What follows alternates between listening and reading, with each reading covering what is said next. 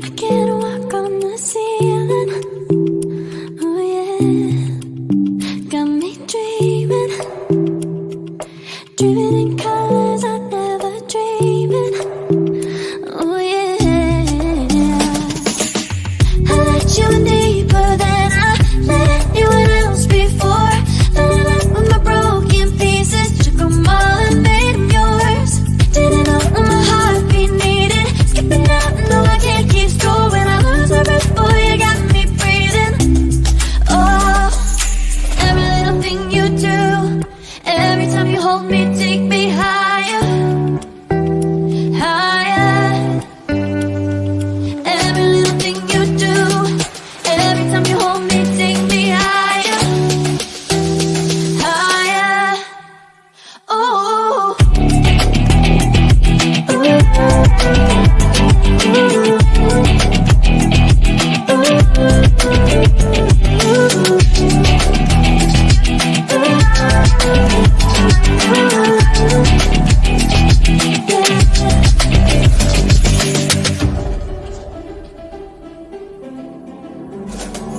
magic. No, I'm never letting go. Now that I have it with you. When you kiss me, it's like the stars fall out the sky onto my heart to cover up what I don't wanna show. I let you in deeper than I let anyone else before. Fell in love with my broken pieces, took them all and made them yours. Didn't know what my heartbeat needed, skipping out, no I can't keep score. When I lose my breath, boy, you got me breathing. Oh, every little thing you do, every time you hold me, take me higher, higher. Every little thing you do, every time you hold me, take me higher, higher. Oh, you take me higher, you take me higher, baby, take me higher. You take me higher, baby, take me higher. You take me higher, baby, take me higher. Yeah, you take me higher, baby.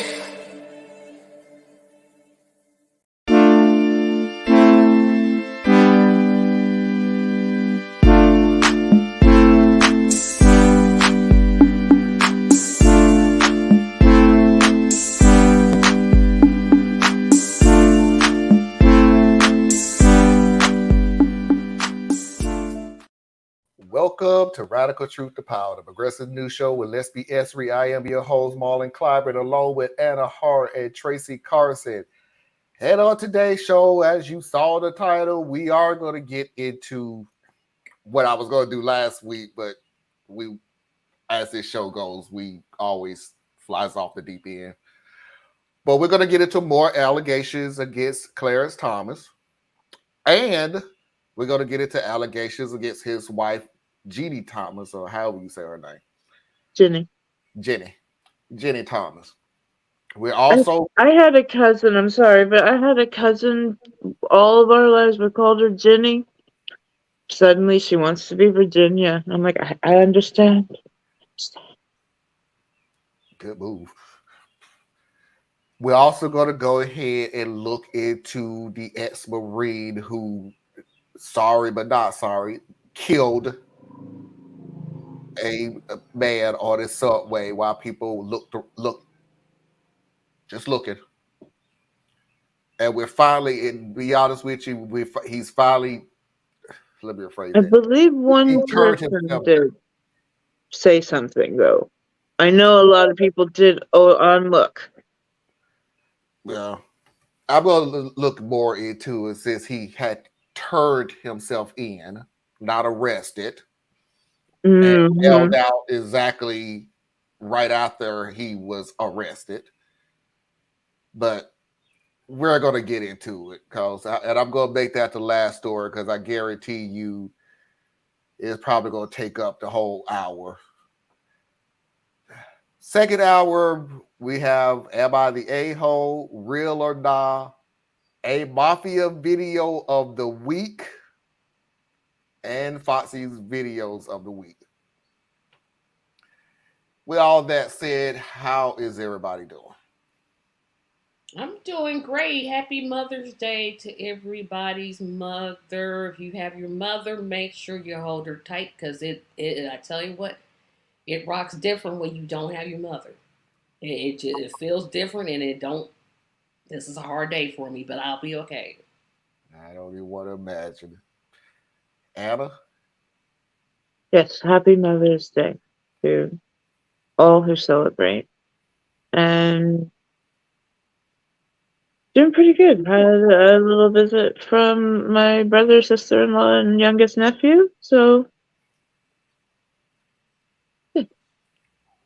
All right. Well, without further ado, let's get this party started.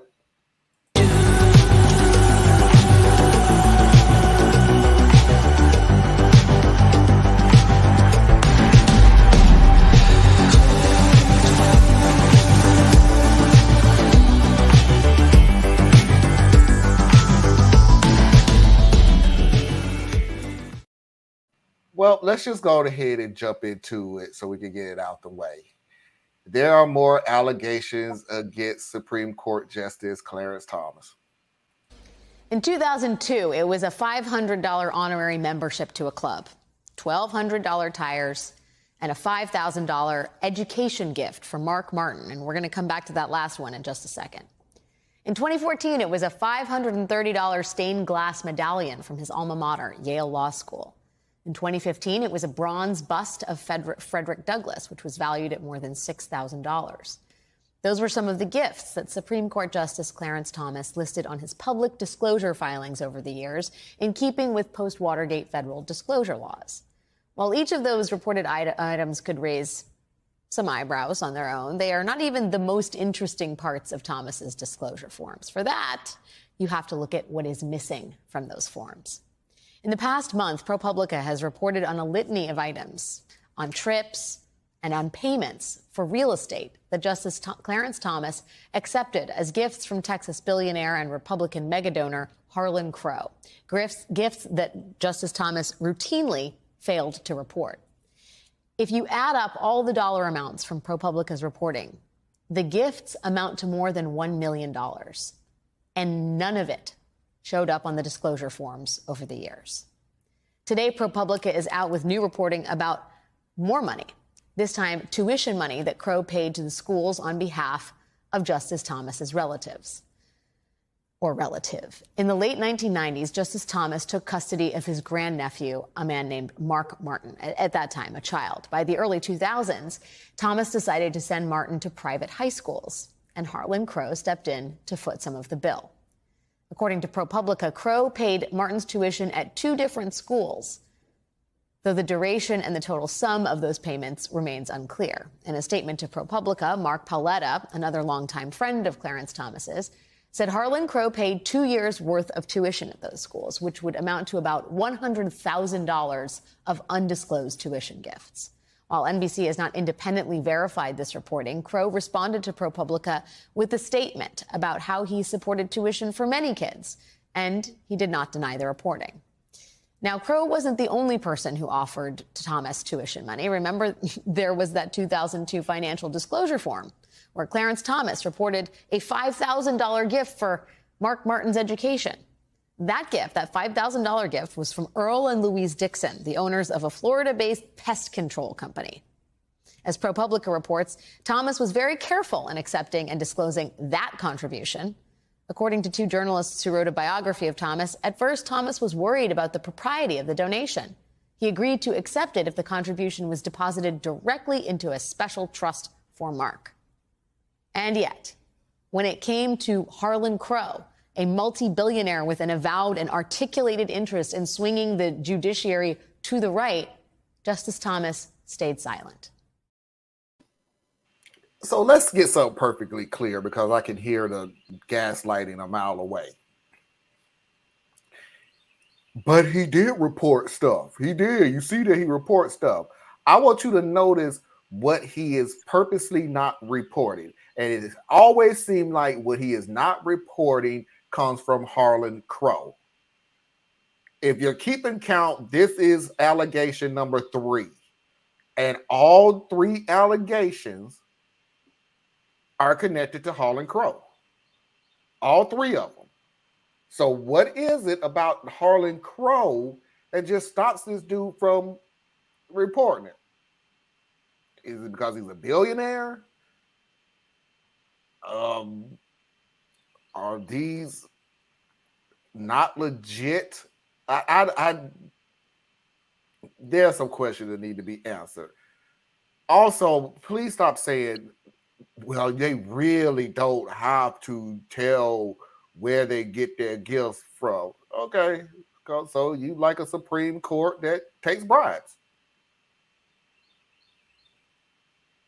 The highest court in the land, you have no issue of them taking bribes from millionaires and billionaires. Because, you know, when they make a law, it don't affect nobody. It's just, you know. Just because there is no law saying that this is wrong does not mean this ain't wrong. It's indecent and immoral. Let's just put it that way. That's what the issue is. It is indecent and immoral that looking from the outside in, it looks like that Thomas is on the take. Surprisingly, it seemed like just from one person, but okay. Just from one person. You got anything, Tracy? Everything in it said. The fact that they get away with this, again, further proof, Constitution is basically garbage. How did they even get away with this? How? Like, how? And nothing's going to happen. I mean, literally, nothing's going to happen to Thomas. He's not going to recuse himself. He's not going to get disciplined. He's not going to, I mean, he basically is like, what? What you going to do to me? And he can't, because you need, what, 60? You need 60 senators to impeach a Supreme Court justice. You basically have Manchin, idiot, Sinema, idiot, and then 48 other idiots. So nothing's going to happen to him. Oh, come on. Crow and Thomas did nothing wrong. Crow had been collecting Nazi, I remember this, Joe, Nazi billion for decades. It's only natural for Crow to buy the Thomases to add to his collection. Yeah, but they're supposed to avoid all appearances of corruption. They should, but it's not a law. And that's the problem. Yeah, that's the loophole right there. It's not a law, so what? And you have to prove that I'm on the you know how it is. You have to connect a bribe to a particular case. But very even hard. if they It's very did, hard. he's still, what's the worst thing that's going to happen to him? They've already connected Harlan Crow to a couple of cases, and nothing's going to happen. happened. Right? That's nothing. What I'm saying. He's already been connected. Mm-hmm. Like, really? What is Clarence Thomas or the other judge? Well, the other judge, they might get him because he's not a Supreme Court justice. He's a little lower, so they might be able to get him. But what's going to happen to Clarence Thomas? Nothing. All right. So let's move on to Jenny Thomas, who is so bad that she is changing people whose name was Jenny to anything other than Jenny. New this morning, the Washington Post reporting a high-profile conservative judicial activist, Leonard Leo, arranged for the wife of Supreme Court Justice Clarence Thomas, Ginny Thomas, to be paid tens of thousands of dollars in 2012, while also making it clear there should be no mention of her. So according to the Post, this is how all of this happened. Judicial activist Leonard Leo advises a network of conservative nonprofits, including the Judicial Education Project. So he wanted Kellyanne Conway to give Ginny Thomas, quote, another $25K with, quote, no mention of Ginny, of course. Well, on that day, Conway's company billed the Judicial Education Project for $25,000. That money was for Ginny Thomas. It's unclear exactly what she did for Conway's polling company or for the Judicial Education Project, but that nonprofit did file a brief in Shelby v. Holder in 2012 where the court invalidated key parts of the landmark Voting Rights Act of 1965. Justice Thomas wrote an opinion in that case that was consistent with the nonprofit's position. CNN's Joan Biskupik joining us now. So, Joan, what do you make of all of this? Good morning, Erica. You know, this is yet one more piece that we're finding out of the very secretive world of money and influence with Supreme Court justices. But I do want to say this one seems very different from what we've heard about in recent days and weeks involving Harlan Crow. But before I get to that, let's at least say what Leonard Leo how he responded to the Washington Post. He said the work Ginny did here did not involve anything connected with either the court's business or other legal issues. Knowing how disrespectful, malicious, and gossipy people can be, I have always tried to protect the privacy of Ginny Thomas and Justice Thomas. He expects us to believe that crap. Shoot. We don't really have to dig deep into this, okay? Let's just ground level right there in your face. Can you please give the wife of a Supreme Court justice $25,000 without naming her? I can't wait to hear, but I really want you to explain to me why. Nothing sounds fishy about that. No. Sounds like only up and up to me.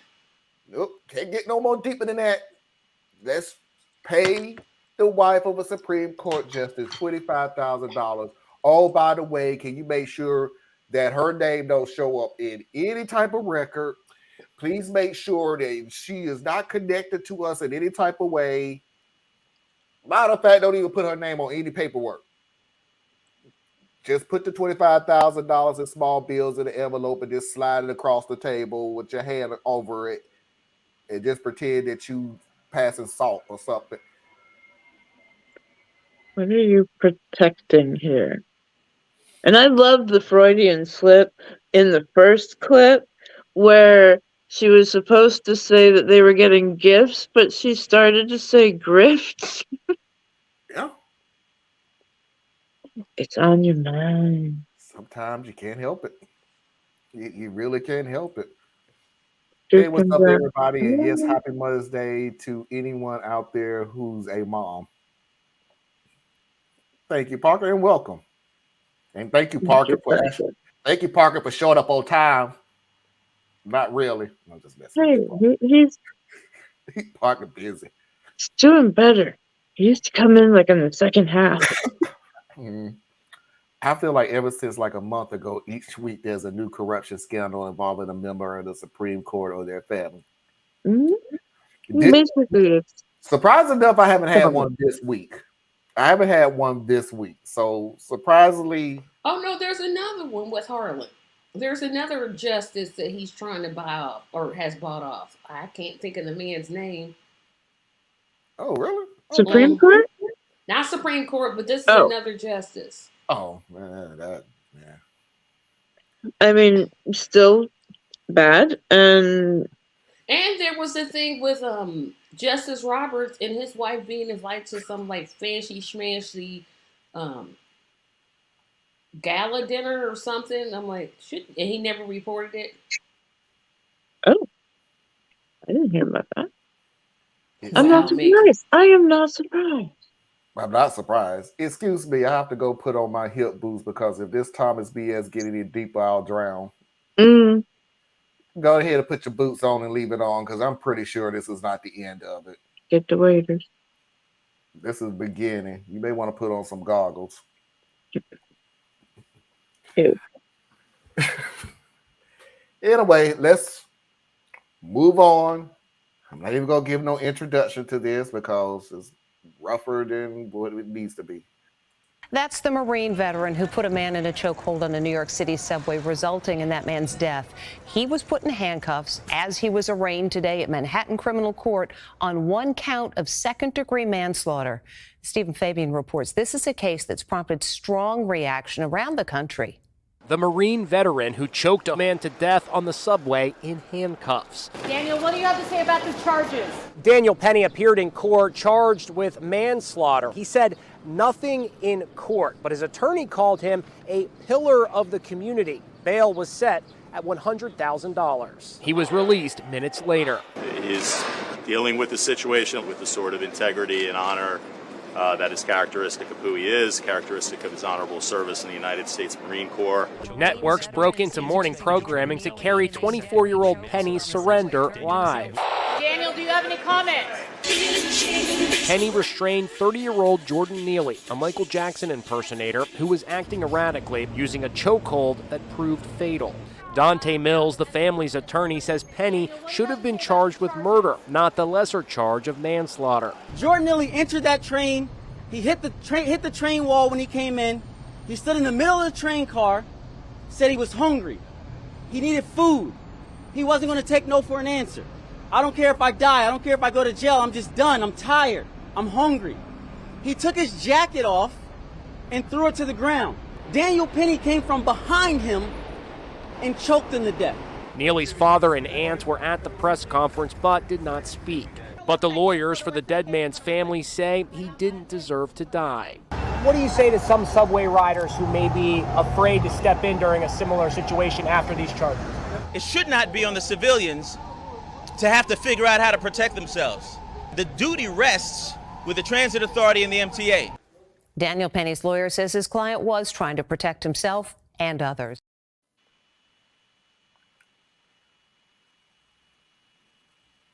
This event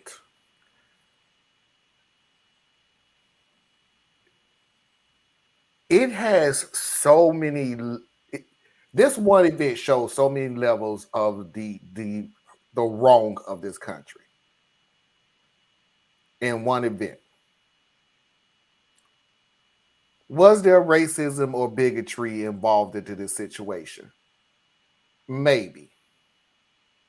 Was you doing it because the man was homeless? Maybe. Was you doing it because you was afraid of a black man? Maybe. But did you understand that in this country, all three of those things should not even exist? You should still not be scared of a black man. You should still not be scared of a homeless man. You should not have the ability to go sneak around somebody, put him in a chokehold for 15 minutes and kill him, and refuse to not only release his name, but it took a community. Trust me on this when I say this. Trust me.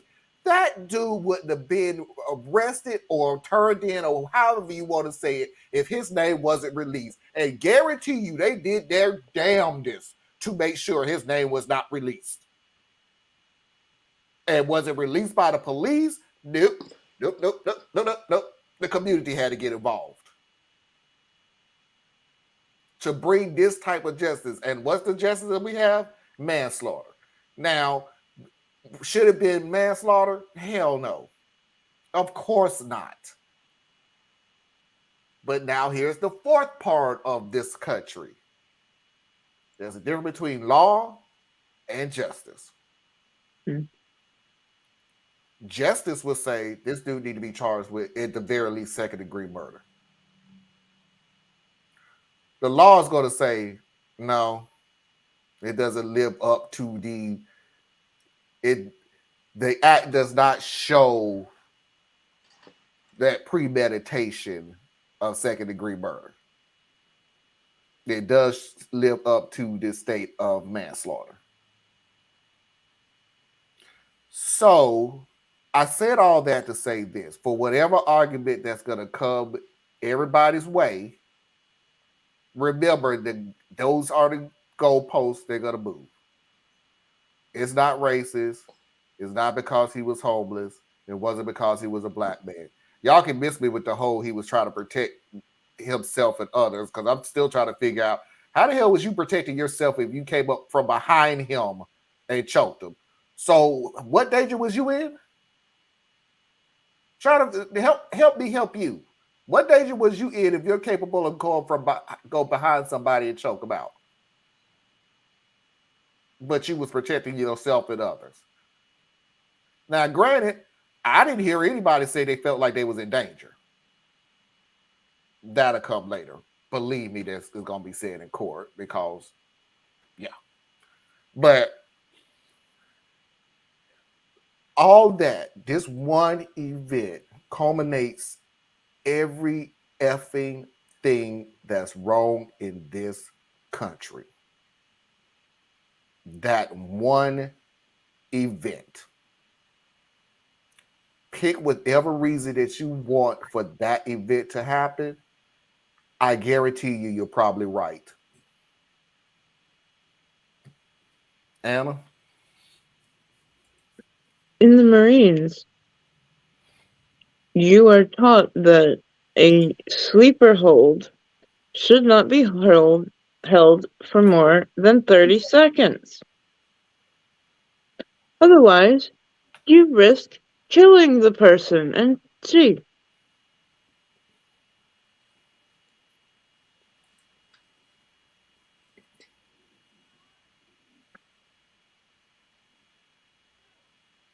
he was tired, he was hungry.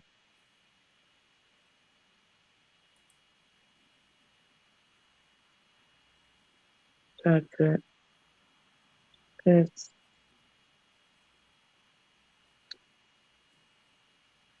It's heartbreaking, and it is murder.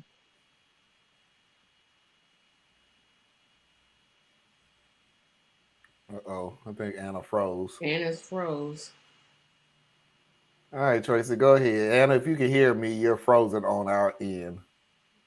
Let's see if she freezes or drops off. But go ahead, Tracy. This whole country makes me sick. Makes me sick. The fact that his defense fund has raised $1 million is the most disgusting thing I've ever heard. I didn't know that being homeless and black was a crime, but apparently it is. And, Okay, she back. Yeah. and you go ahead. I'll come back to what I was saying. No, go ahead. And the fact that the fact that the city was not even going to charge this guy until the public made enough of an uproar, that's even more disgusting. It's like you're punishing him for being black and homeless. That's essentially it. Did either of you hear about when his community tried to come together to mourn him? The cops came in and got violent right away. Right. See, let me add another layer about the problem with this country. You are the most amazing country in the world where basically you was protecting this dude because, again, pick one of the two. Hey, you killed a black man. Congratulations. We'll protect you because, hey, one down, several more to go. Or you did it because, hey, he's a veteran from the Marines and we got to protect our Marines and everything. All the while you have absolutely no problem doing absolutely nothing for veterans who are homeless and living on the streets. But hey, this dude don't really need your help, so we're going to protect you. Just add another layer to it. Like I said, this event culminates so much crap that this country has,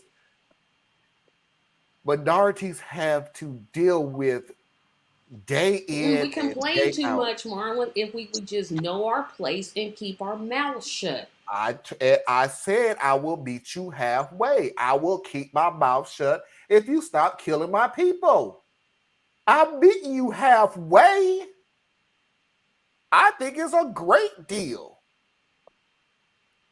You stop putting these murderers on a pedestal as if they're heroes because they killed yet another black man or a black woman. And look at what they did. They charged him with second-degree manslaughter. Like literally the most basics of charges when it clearly, to me, it should have been murder one. Because if you once you held that chokehold for more than 30 seconds, you were intending to kill him. There was no reason for you to hold a chokehold that long. I believe that would be murder 2. Murder 1 is that you had to premeditate. You had to plot it, plan it. You knew who you were going after. So him holding that hold longer than 30 seconds doesn't count? See, to me, it counts. Because you made up I your know mind. what you're saying. That would be, okay. It's a stupid... Murder 1, you planned it. From the beginning to the end, this is what you was going to do. You wanted that person dead, and you planned on killing them. That's murder 1. Murder 2 is more like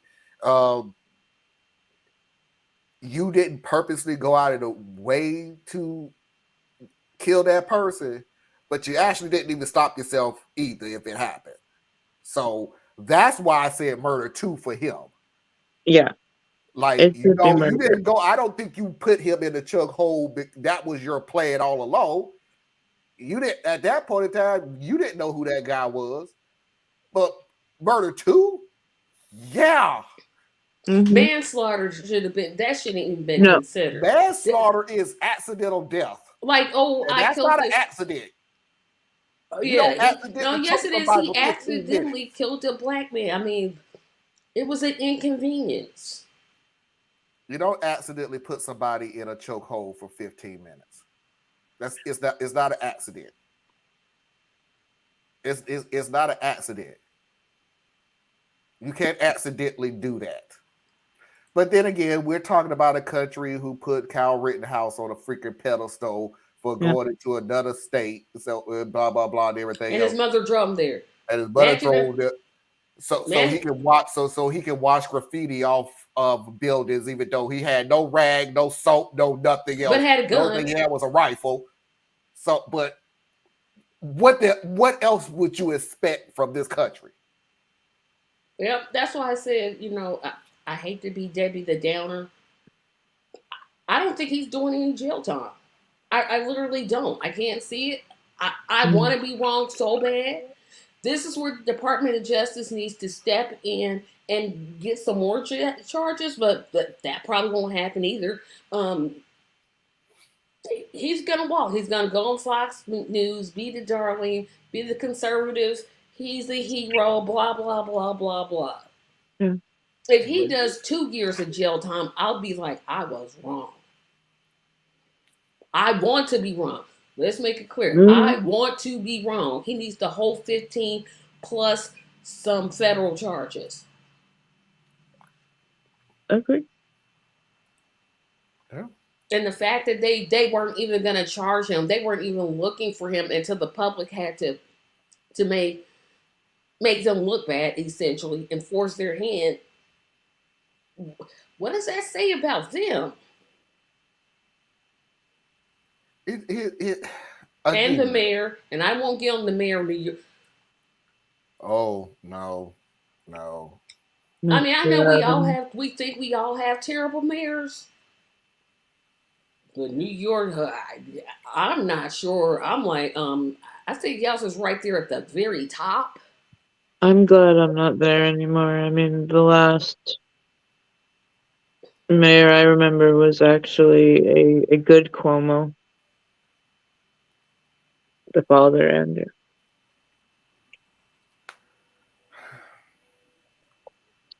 All right. Well, that's it. We're only 30 minutes in. So I will reach out to everybody else. Do y'all want to? I got plenty of videos. I say we talk about the Trump town hall. But nobody... I don't even know what to say about it because I wasn't watching that crap. I've watched the whole thing. Well, not the whole thing. I watched part of it. The audience, I'm like, y'all. I didn't watch one lick of it. As soon as you even said something about it, I quickly forgot. And by the way, CNN is getting reamed. See, that's what I don't get. Why is everybody like literally? I don't understand why everybody's criticizing CNN for having it. You can't ignore Trump. Nobody likes Trump. We all know he lies every time he opens his mouth. But he's the leading contender in the Republican field, and he might be president. If you whip today, Biden would be losing the election. You can't not have him in a town hall. Yes, you can. No, you can't. He's the leading Republican candidate. I'm literally going to tell you why you should not have Trump in a town hall. What did he say differently than any other time? That's because he wasn't pushed back. Why I didn't watch it. I'm gonna tell you the reason why I didn't watch it, because I'm still mad at myself for the press conference he had after he was charged in New York, and I thought, oh, he's gonna have a press conference. He's actually gonna say something. That fool threw another damn rally. Mm-hmm. I'm not. So yes, I could go on CNN. What did you think he was gonna say? No. We knew what he was going to say, but I'm saying you can't ignore him. This whole, let's ignore Trump, that's what's going to lead him back to the White House. If y'all don't watch it, ignoring Trump is going to put him right back where you don't want him. Okay. And I still don't want to hear him. And I'm not saying, and I can sit there and say, normally I don't want to hear him because he's a bad guy and blah, blah, blah, and everything else, which is absolutely true. He is. He's a horrible human being. I don't want to listen to him because this dude literally have not said anything different since 2016.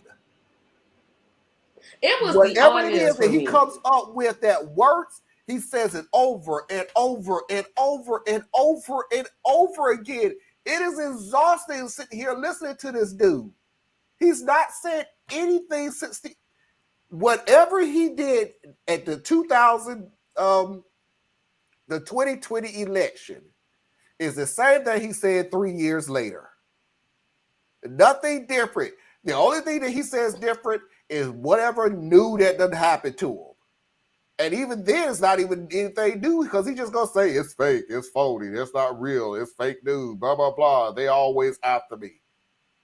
You the most. Well, see, I'm going to disagree. And this one, I'm going to disagree. Again, Trump is a liar. Every time he opens his mouth, he lies. We knew what he was going to say. My problem with the whole town hall was two things. The audience literally disgusted me. Them laughing at certain things. Republicans. I know, but still, and some of the stuff they were laughing at, I'm like, okay, this is our country. This is what we gotta look forward to. And then the second thing that really bothered me is I don't know who the moderator was. They could have gotten. They could have gotten any. They could have gotten. I think that was Tracy's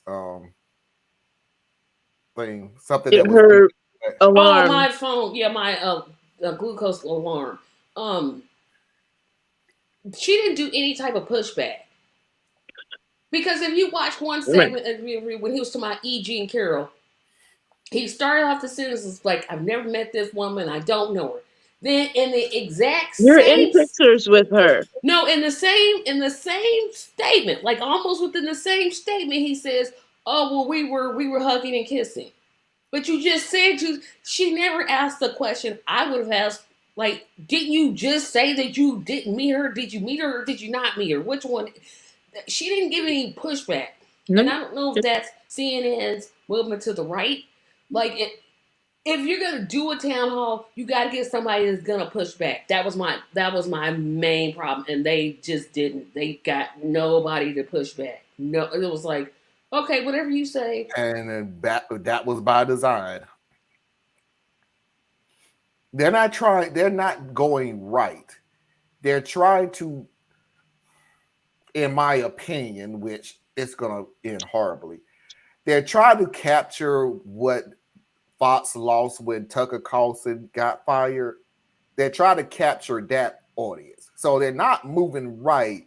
They're trying to come off as being unbiased.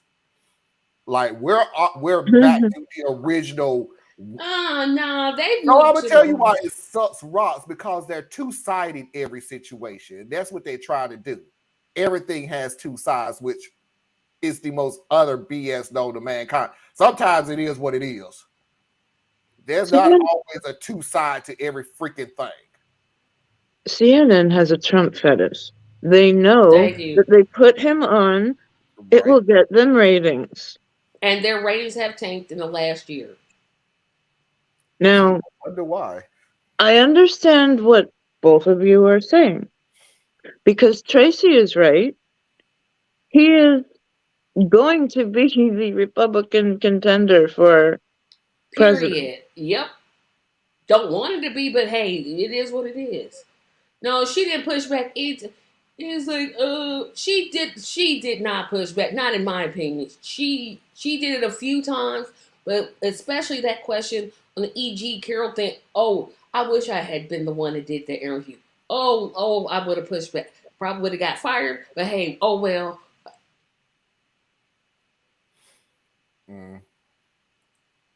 Well, But I also understand what Marlon is saying. And it is the people's problem that we like to watch train wrecks. So of course you're going to tune into Trump. Of course you're going to want to see, not people here, but a whole lot of people out there are going to want to see him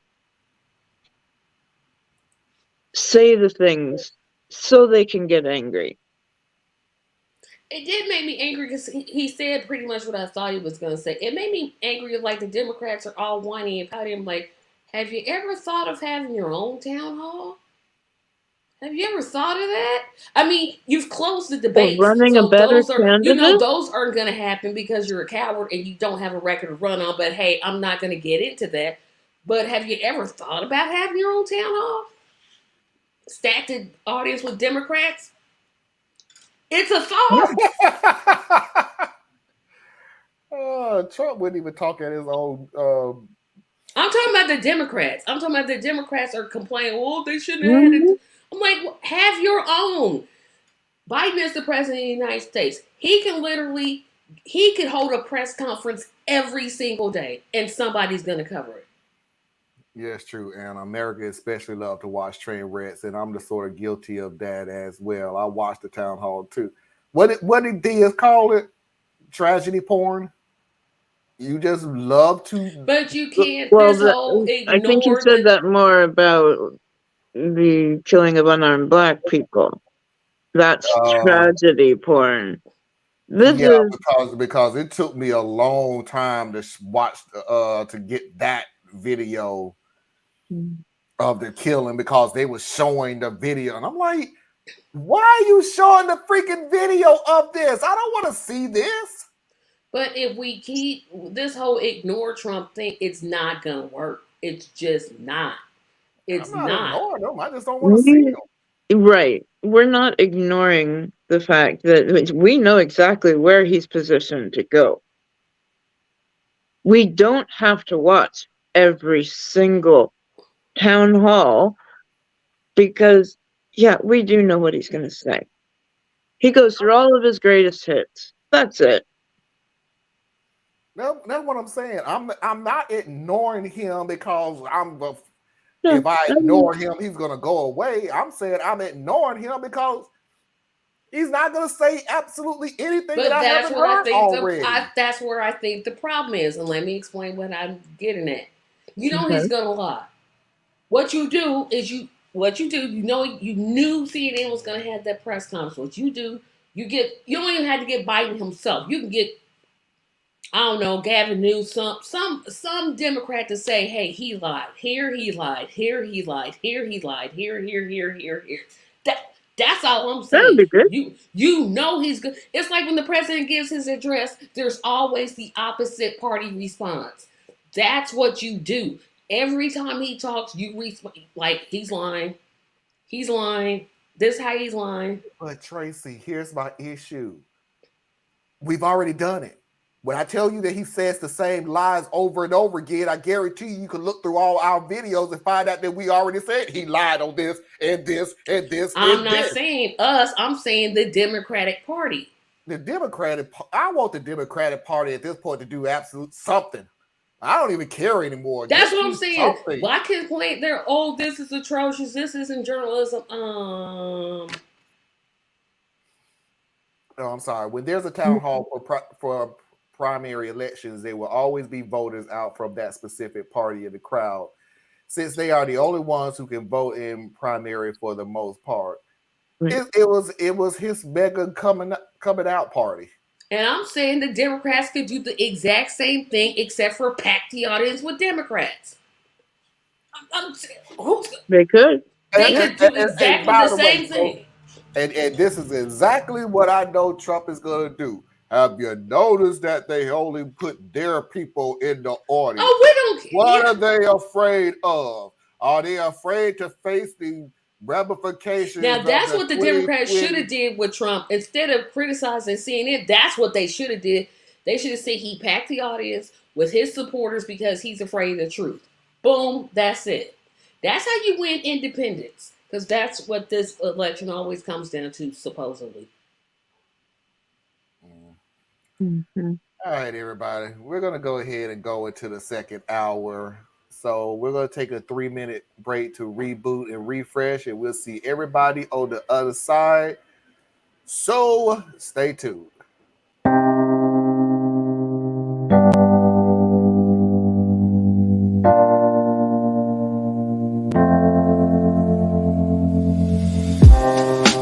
Living for weekends, wishing I could take a break from this world.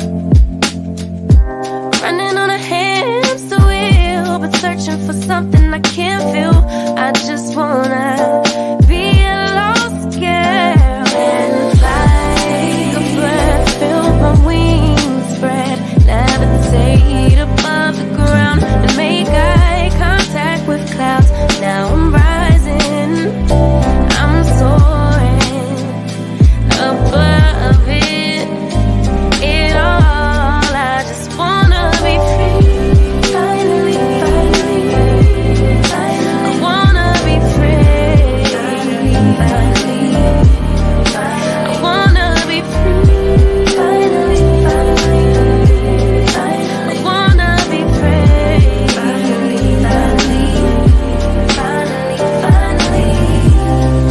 I always stay dreaming, never imagine I lose my spark. Living in this crazy time, putting back the pieces of my mind. I know how to run from the dark and fly. Feel my wings spread, levitate into the clouds. I'm so high above the ground, I'm rising, I'm soaring above it all. I just wanna be free, finally, I wanna be free,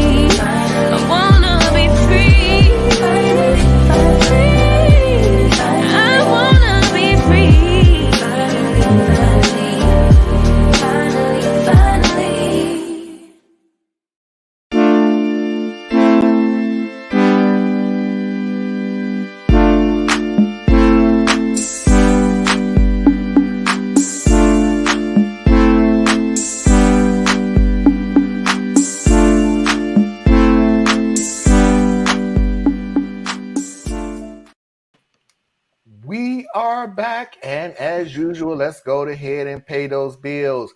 Please do not forget to go to patreon.com/a better Tracy media page. Help support Tracy in all of her endeavors. Please do not forget to go to patreon.com/complex mind. Help support Thea's in all of his endeavors. Please do not forget to go to patreon.com/radical truth to power, exactly the way it's spelled, capital R, capital T, capital T, capital P. Help support me in all of my endeavors. Please do not forget to go to Anna Hart's website, BorelliEtc.com. Learn something that you didn't think you need to know, but you should, especially this month.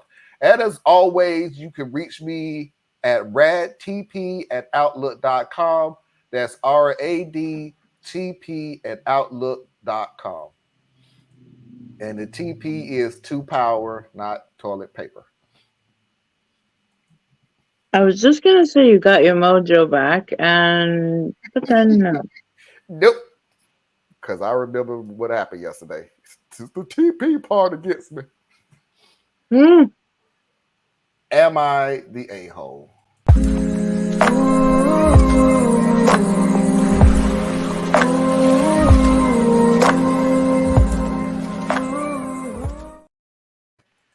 So we have enough time to actually do two of them. So let me go ahead and get this really old one. I mean, it's not so old that it would be equated to today, but I've had it for a while. So my mother disrespects my stepchildren. I'm a 32-year-old woman, and I've been with my wife, Ava, who's 34, for 8 years now. We've been married for 5 years. She was a single mom of 3 kids when we started dating. She had 2 daughters who are now 10 and 12 and a son who's now 16. I've watched these kids grow up. I've read them bedtime stories, done bath time, the first day of school, PTA meetings, all of it. I very much consider them to be my kids, and they've been calling me mom for almost 6 years now. My brother Ivan, who's 28, just had a baby girl with his fiancée Sarah. I love my niece, and my kids adore their cousin. My kids have been the only grandkids on my side of the family since Ava and I got together, and there's never been a moment where the kids and my wife were treated like we didn't belong. My brother is their uncle, my mom and dad are their nana and pop, and the kids see my family as their family, and I always thought that my family felt the same way about them. The kids and I were over at my brother's house just hanging out, and my parents ended up dropping by with gifts for my niece. My brother Ivan laughed when he saw the toys and told our mom and dad that they were going to end up spoiling her rotten. My mom said that since my niece is their first grandchild, of course they have to spoil her. My kids were sitting in the living room with all of us, and my youngest daughter looked hurt when she realized what my mother said. My son and my 12-year-old didn't fully react to it, but I could tell that it bothered the both of them, too. Sarah spoke up and said, "Oh, you mean first grandbaby, not first grandchild." My dad shook his head no and replied that my niece was their first grandchild. I didn't want my kids to keep sitting there and listening to that, so I handed my son my keys and told him to wait in the car with his sisters. When they were gone, I asked my parents why the hell they'd say that my kids weren't their grandchildren. And my mom said that they couldn't be their grandchildren because they weren't really my children. My wife and I were going to be hosting Thanksgiving at our house this year. But I told my parents that if they didn't view my kids as their family, then they could just host a meal at their own house with their real family while I spent the holiday with mine. I left before they could say anything else to me. And my wife and I have reiterated to our kids that they will always be my kids, and I will always be their other mom, regardless of our DNA. My brother is pissed at me now because he thinks that I reacted too harshly, and that I should try to see where my parents are coming from. My mom texted saying that she and my dad love my kids, but they still aren't their grandkids. And she hopes that we can come to understand that because she doesn't want to ruin my niece's first Thanksgiving. Wow, okay. I haven't replied back. I meant what I said, but I'm worried that maybe I'm reacting too harshly. No, you're not. No, you're not.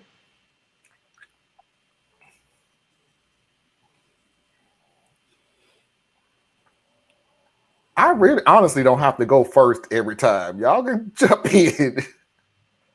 How do you gonna tell them you're not our grandchild? Oh my gosh, people.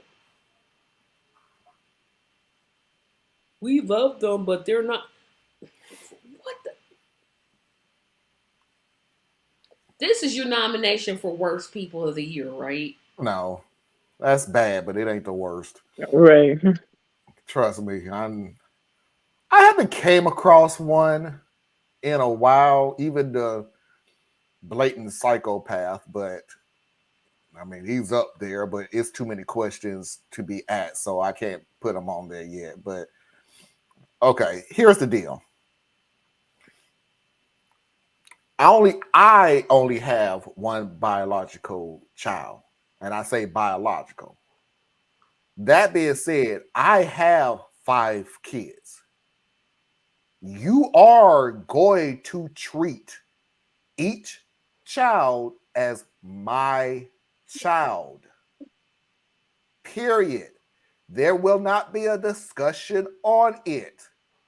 It ain't up to you to decide it. Now, this is going to shock a lot of people. The grandparents has every right to feel the way they feel because they're going biological. They're not going by love and everything, which is the most BS thing they freaking said, but whatever. But they're going biological. So in their instance, because blood ain't blood and everything else, they're not really my grandchildren. I mean, I can say they're my grandchildren, but they're really not my grandchildren. They're let's be truthful about it. They're your husband's children. They're not my grandchildren. They're not even your children. They're your wives' children. No, no, the mother is the stepmother. The mother is the stepmother. The father is the biological dad. She brought her kids over to her house, her parents' house, and her parents are the ones that said, "These aren't your children." Yeah. So she's How do you muster up the courage to say that to somebody's face? Because in their world, they're not saying anything wrong. I thought they were saying it was 2 women. No, she's married to a man. Oh. Wait a minute, hold on, because is that did I? Yeah, because I'm a 32-year-old woman, and I've been with my wife. Whoops, that was 2 females. Thank you. Okay, so technically, then that's your wife's children. Mm-hmm. That is only your wife's children. They're not even your children. You're the step parent. That's not even your children. Mm-hmm. So if they're not even your children, they're definitely not our grandchildren. So again, you have every right to feel the way you feel. People take bloodlines very seriously. Hell if I know why, but knock yourself out. I mean, I literally have been blessed enough to marry into a family where I have no issue with anybody. Scrapes, yeah, but not so rent like these stories that we have. And I don't have a thank God I have a mother-in-law that I actually love to death. Like she is. Are you actually going to tell an adopted child that they're not in the family? Yes. They would. They would. Yes, they would. Yes. I honestly think they have a big problem with their daughter being gay that they're not looking at. Because it's somebody else's. Yep. It's not through their daughter. It's through their daughter's partner, who's a woman. Just because something is true doesn't mean you have to open your mouth and say it. Very true. You could just shut up. You could just not say anything. Especially in front of the children.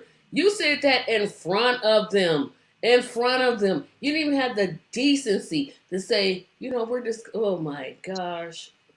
I mean, even worse than now that they know how the grandparents feel, it's good to know it. It should totally color how you choose to interact with him. Yeah, because that's exactly what I would have told the brother. You can feel whatever you want to feel. That's cool. That's your feelings.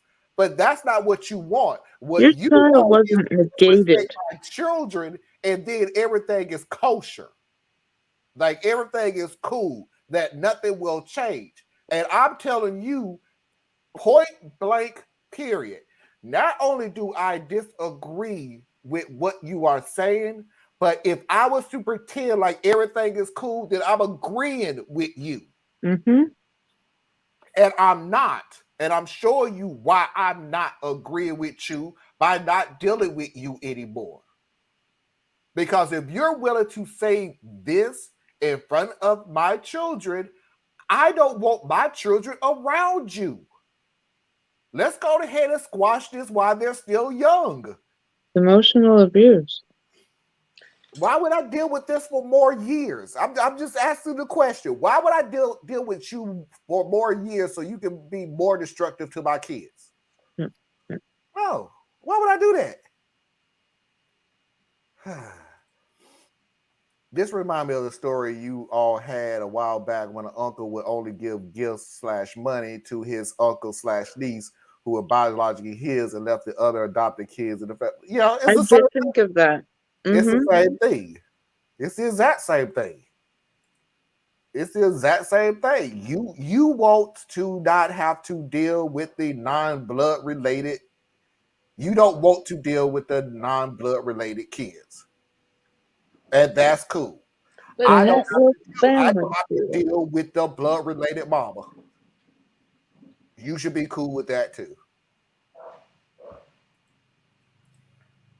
All right. So let's move on.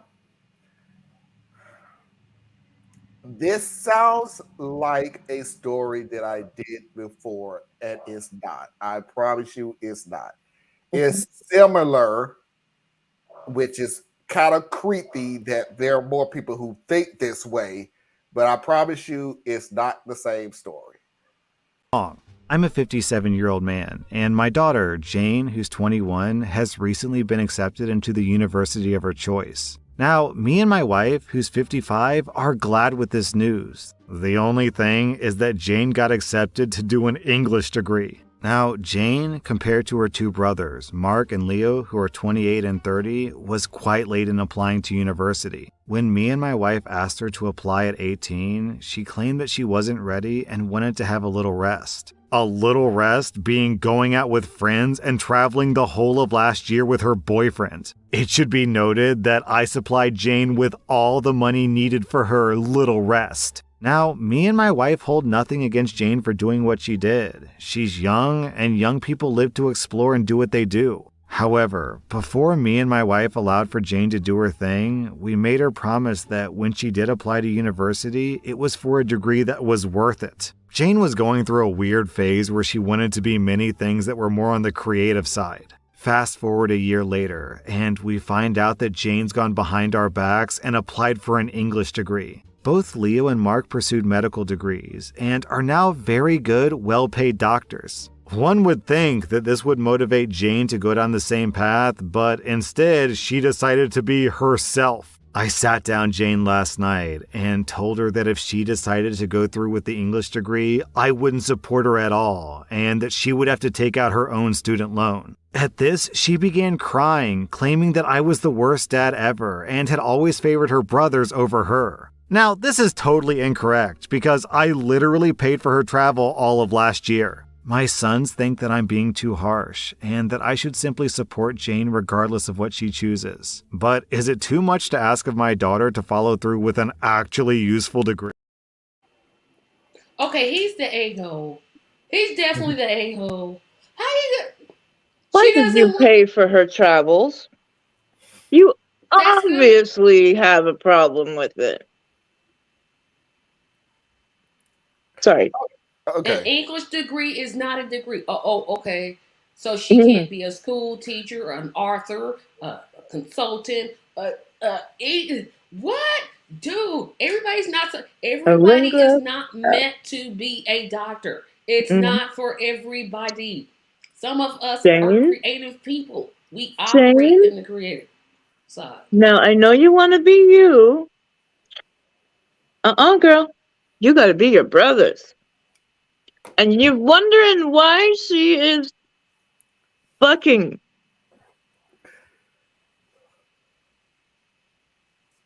Okay, so here's the deal.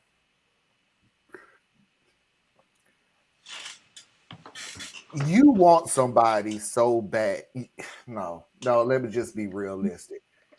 You want to control all aspects, and your brothers already done what you asked the sons, not the brothers. Your sons already did what you want them to do. Mm-hmm. They went word for word what you wanted them to do. So you cool with them. Yep. Your daughter who decide that's not my deal. And let's be totally clear. Tracy is absolutely right. You can have the intelligence enough to be a doctor. Doesn't mean you need to be a doctor. No. And some doctors don't need to be doctors. Horrible Did we not have a bedside story of manner. that little crazy ass nurse that we had a while back? Mm-hmm. She had the mindset to be a nurse, but she didn't have the heart, the depth, the soul, the heart, courage, the anything. No, she was just a psychopath. I don't think she had the mindset of a nurse. No. Yeah, she didn't have. Thank you, Anna. That's better. She didn't have the mindset to be the nurse, so she had the mind to be. She had the intelligence to be. She had the degree, but not the. So the intelligence is one thing to have the intelligence to be a doctor, but being a doctor isn't for everybody. Like really, some people, and be honest with you, some people don't want to see that stuff. And pushing your kids to become doctors because they'll be successful. They'll have, okay, you're saddling them with incredible amounts of debt. Incredible amounts. And like we just said not that long ago on an episode, being a doctor is as much as an art as it is a science. I know that's not for everybody. Some people are. I'm sorry. One of my degrees in English, I had freelance writing for a local newspaper and 2 regional magazines. I also tutored college students in English. Sad but true. We need more like you. We do. One would think that because her siblings became doctors, that would motivate her to do the same path. No, actually, you don't have to do the same thing as your siblings. You have your own choice. Oh boy, I know this story well. Oh boy, this is what they do. Take my life and say, hey, here. I never had that issue. But, and I don't think I did it to my kids. I don't. I just said leave this world better off than what you came in with it. So whatever you decide to do, you can do it. Just, hey, daughter, you must not be who you are. She could work for I need to control you. She could work for a federally qualified health clinic and get her loans forgiven. Okay, I'm like, well, she could. Just let you know, you may want to start looking into who he wants you to marry. Oh no, he's already set that up. He did that when she was like 2 or 3 months old. Good God. Hey, some of those arranged marriages start as soon as the child is born. Yeah. Mm-hmm. In some countries. Yeah.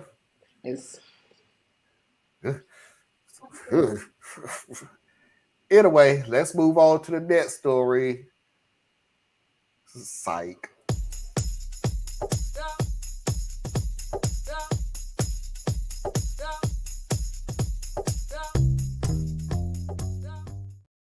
We fell for it. Yeah. What? Okay, I forgot the story. What were the father tried to force the daughter to be a doctor, but she got an English major. Right. This actually has a twist to it. This actually has a twist. She told him where he could get off. No, don't disrespect your parents. No. This actually has a twist to it. And I'm going to give you the spoiler somewhat. The father now understands. Remember, this is on Reddit where people will blast you on some of the stupidest things you did, and this dude got blasted. Good. So he started to understand. That's not the worst part. That's not what's the bad part. The bad part is not because he changed his mind. The bad part is I want you to see what actually was stopping his daughter from doing.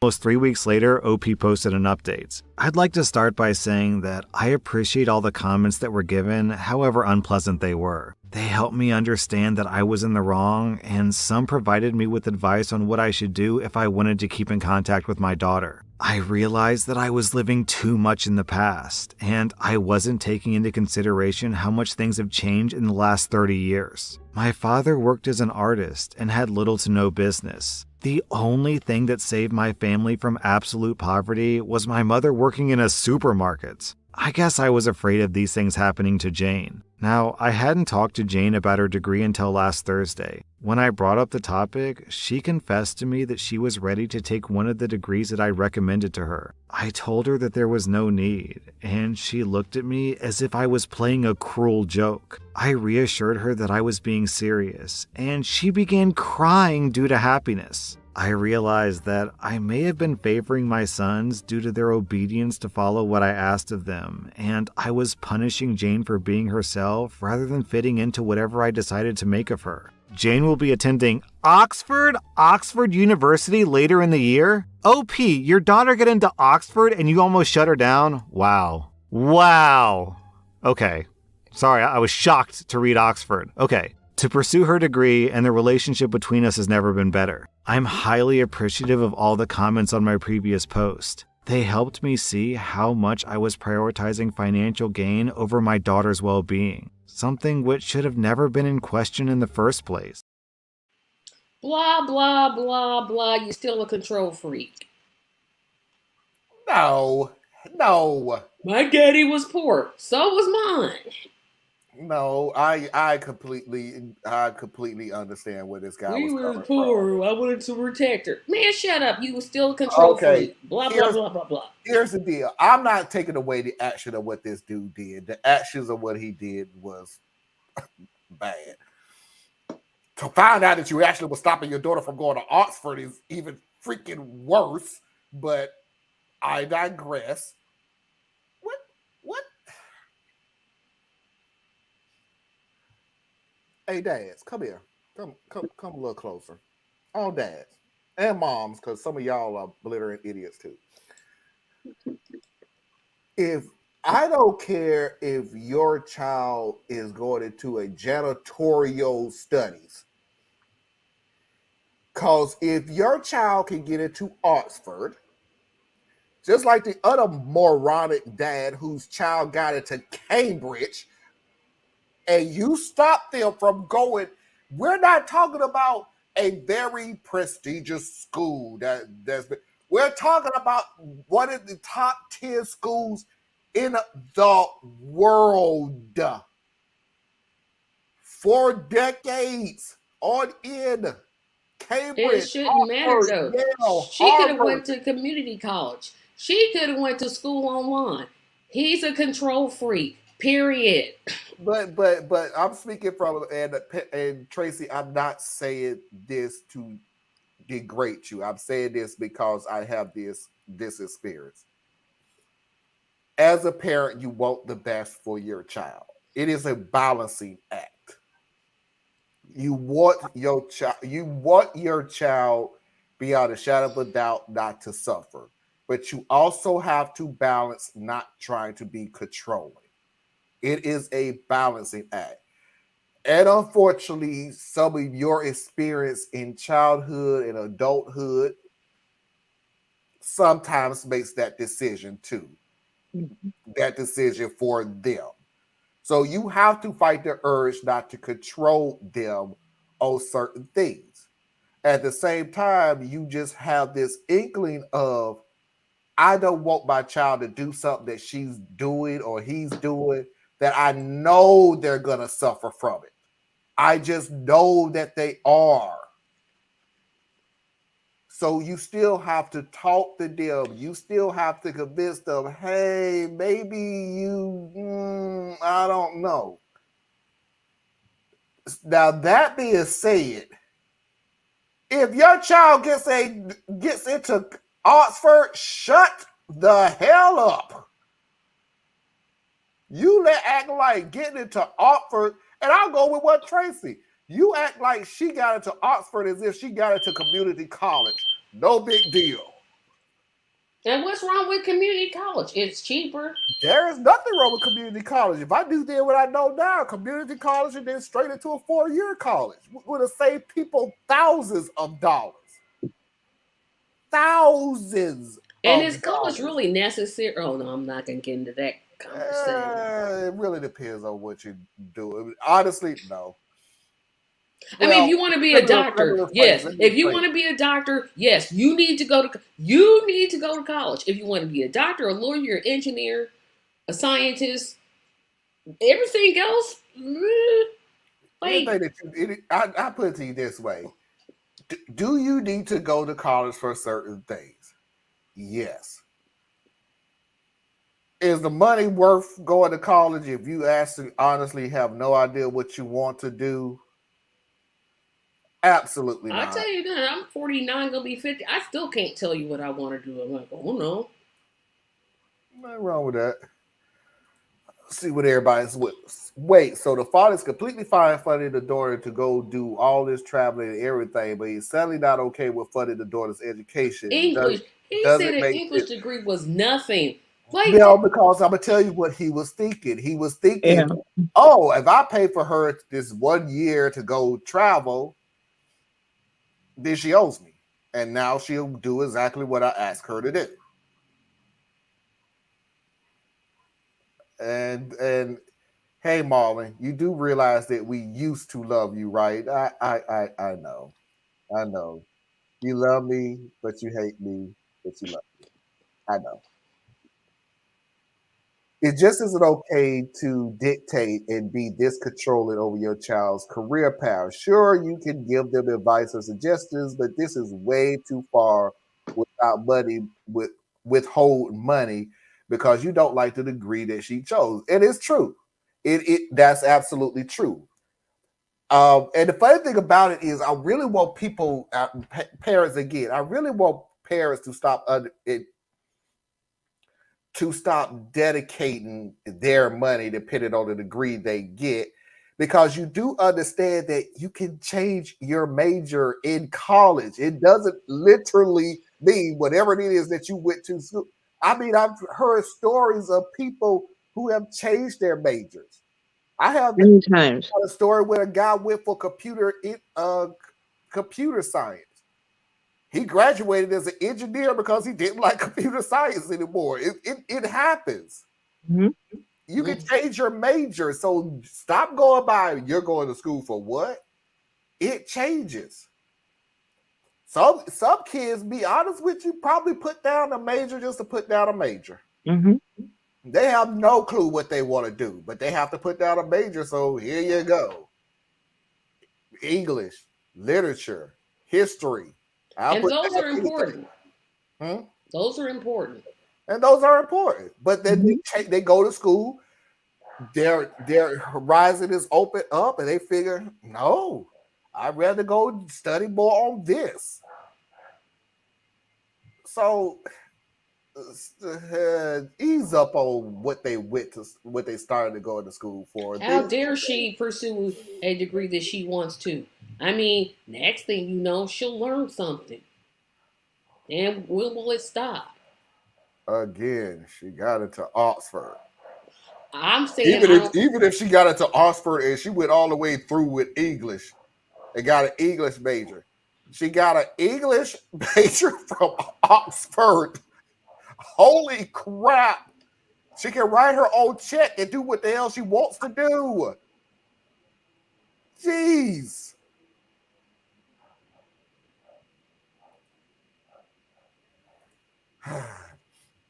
And many kids go to college with one desire as they take up different classes, change majors is common. To me, that's the most important part of college.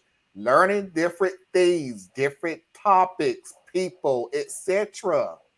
Finding out who you are is a big part of that time in life. And how can you learn who you are unless you're trying different things? This reminds me of the parents who groom their children in sports. Their child has an acumen for a certain sport, normally football or basketball. And the parent just is like, I'm going to ride this child's coattails. I'm going to push this child. And the child, they like it, but that's not what they want to do.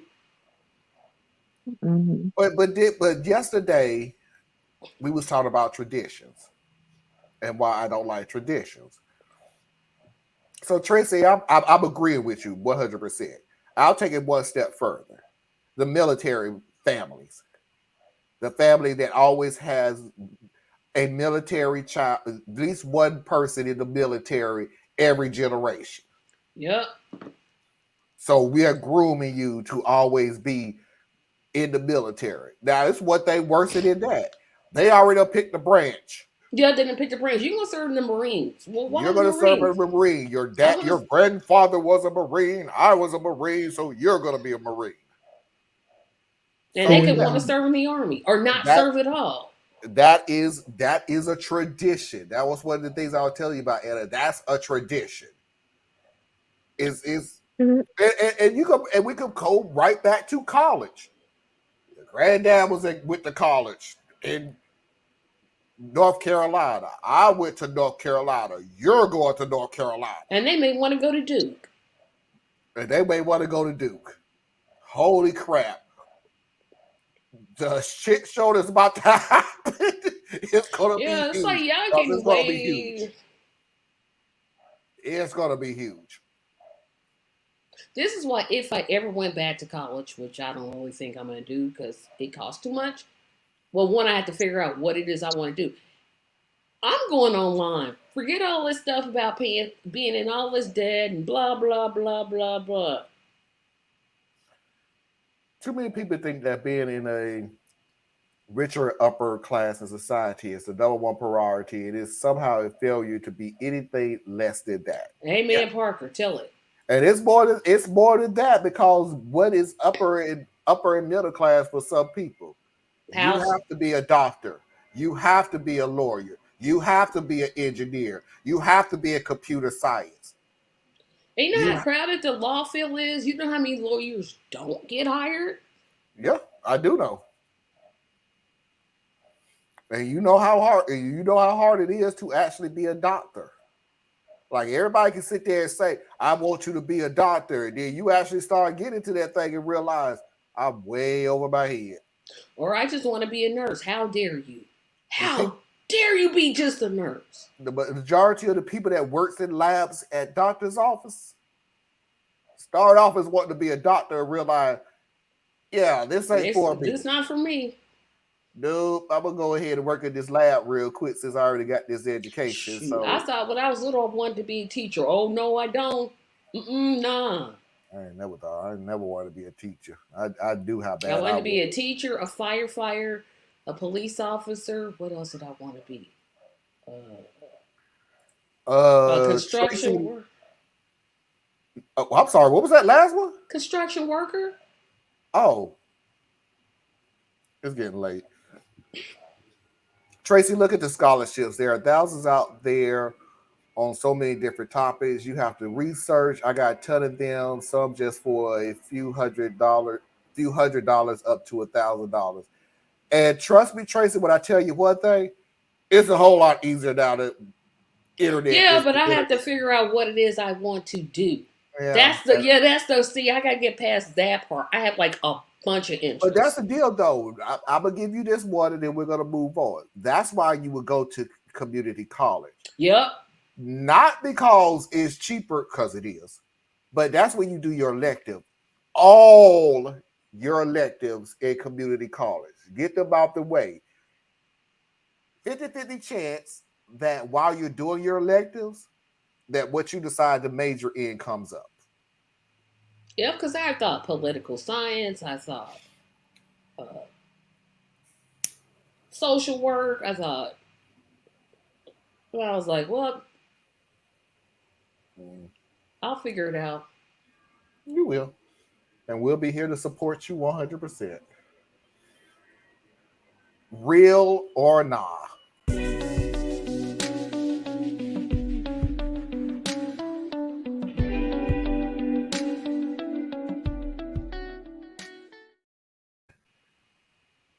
I have been conditioned on this show for the last 3 years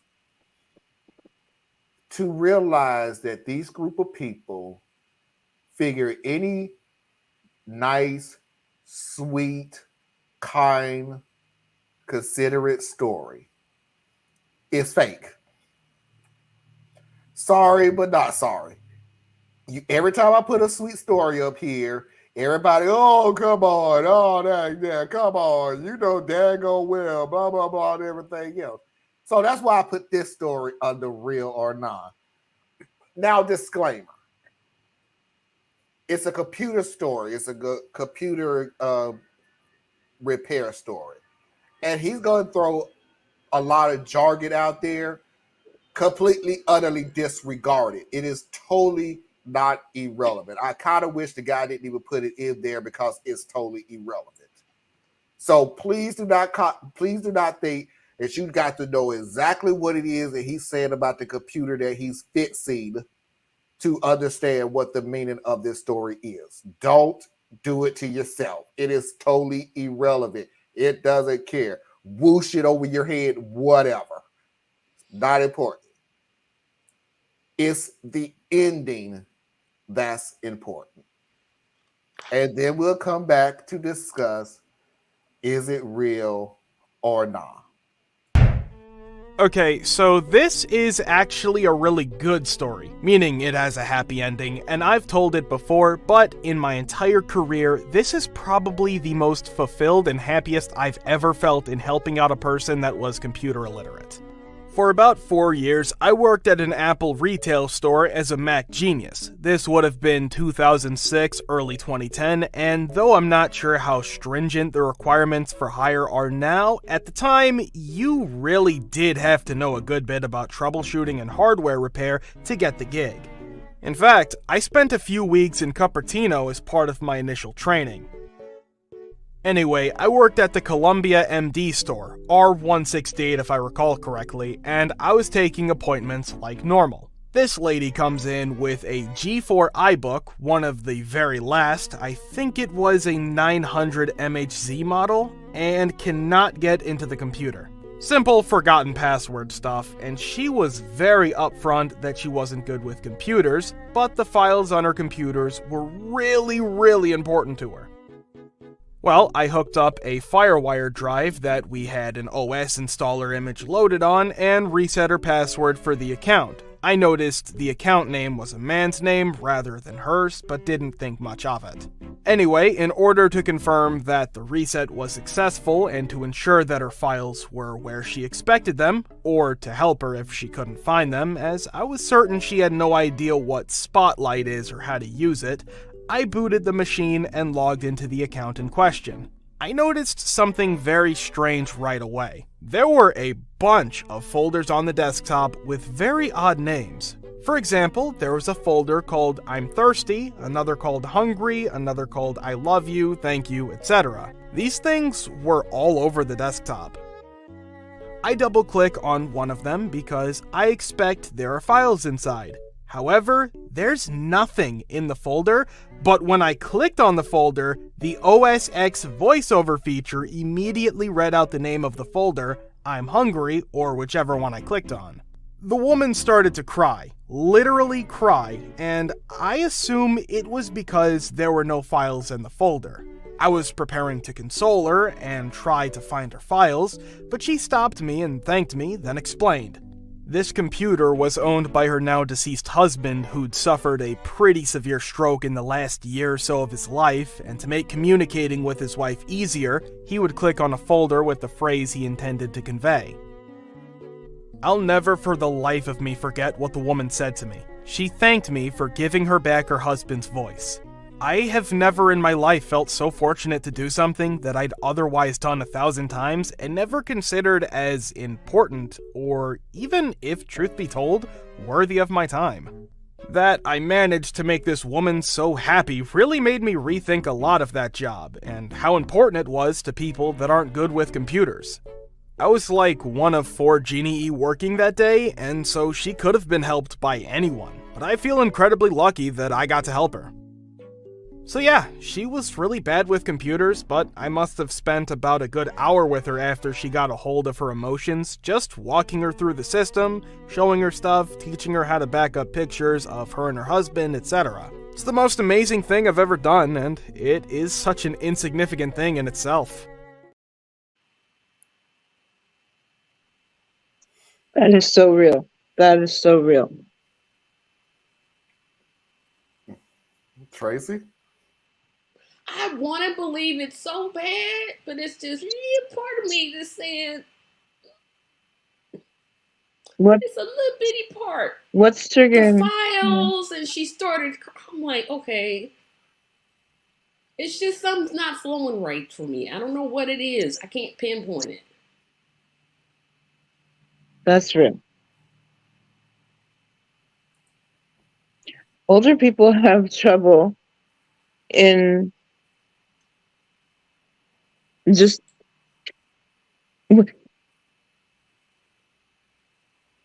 they have not grown up with computers. Like my parents, when we first got a computer in this house, I had to help them with every single thing, to the point where I became with a moniker, TES. Basically, they called me Tess, the electronic secretary. I'm not laughing. Because every time something went wrong, my mother froze. She did not know what to do, and she was scared of making it worse because she did not understand what was inside this box. And all this lady knew was her husband's recordings were there. His voice was there. Think about how freaked out she must have been thinking. Yeah, I get that crying part, but I'm just like I said, I can't point it out, but it's just something's telling me this ain't it. I want to believe it. I really do, but it's like it's a little part to say. Bleh. I think the part I think I know what it is, and I think when I reheard this story, dude, okay.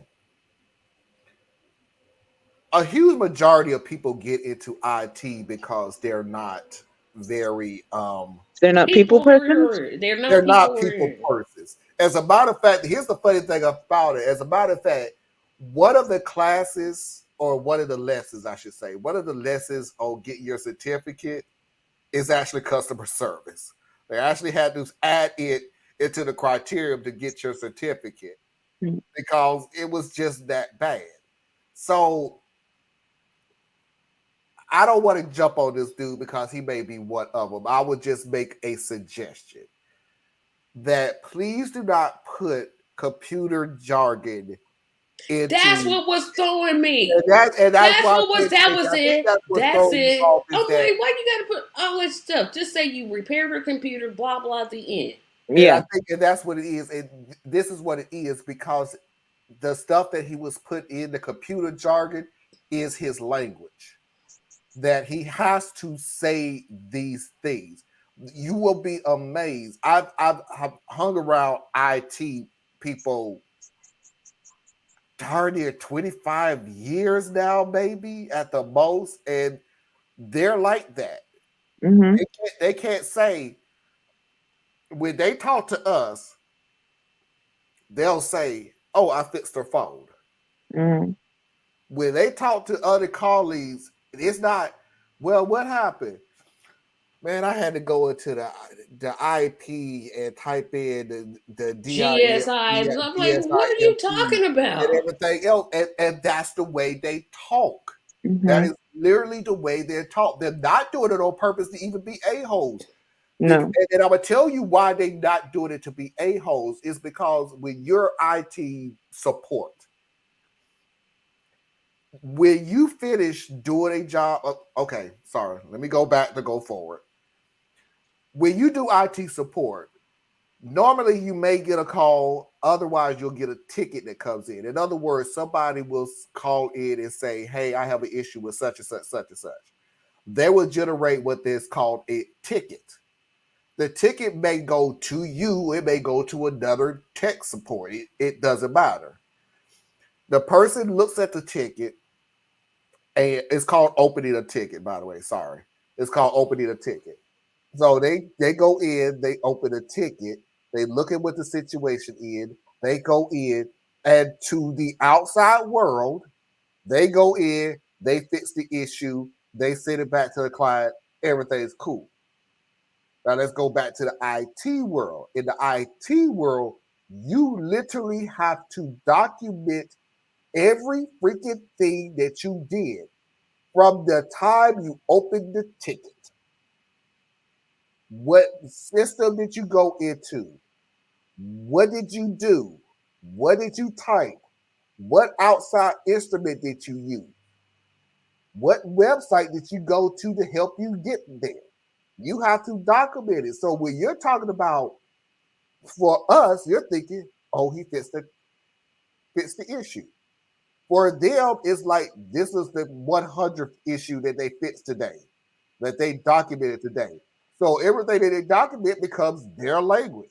This guy has been doing IT for so long that he has to think that somebody is interested in Yeah, but when you're talking to somebody outside the industry, you should be like, oh, they're not going to know what I'm talking about. And nope, they'll think just in case somebody thinks I know what I'm talking about, and just in case they think that I'm lying, let me explain to you exactly the system that I was on.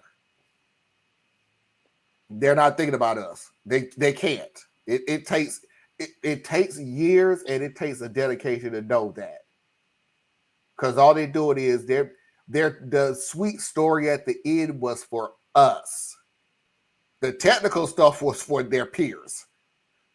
Because they don't want nobody coming back going, man, you a freaking lie. So they have to go, those are T23, I-87X. I think it was the last one that came out around 1984, 85, something in that realm. And I had to use a DX7 to implement the hard drive to do a reboot. They have to talk like that. They just do. Meanwhile, we're looking at them like, dude, I don't care. I have no idea what the hell you're talking about anyway. Just fix it, please. I don't care. I agree, Tracy. Most of me believe it, but a little part of my mind thinks she may have been taking a man's computer to spy on me. I don't. I didn't go there, but Weird. I think it was confusing that one part. I thought the voice speaker was like an automatic computer thing that would say I'm hungry, but that was actual recording of his real voice she could play. That's a question, by the way. I know, and it literally could be both. No, it was said in the story that it was in the husband's voice. Okay, thank you for giving my husband voice back. Right. Okay, so it was his voice. So they were audio files. Okay, yep. So if it's audio files, then it is his voice. It was his recording of his voice that had several files. So yeah. So each folder was a shortcut to the audio file. So that's why click on that one thing and it comes out, I'm hungry. I know a lot of people who, when they become disabled, they will use just about anything to gain their accessibility back. Communication is really important. And a stroke is nothing to laugh at, because he may have literally enough energy one to make the recording. Mm-hmm. And that was it. I'm not talking no more. I can't. And the rest of my energy that I'm going to use, and I hate to say this, for the rest of my life, is to push those buttons. Mm-hmm. So, Yeah. Okay. Oh, but true. Mafia video of the week. God bless us all.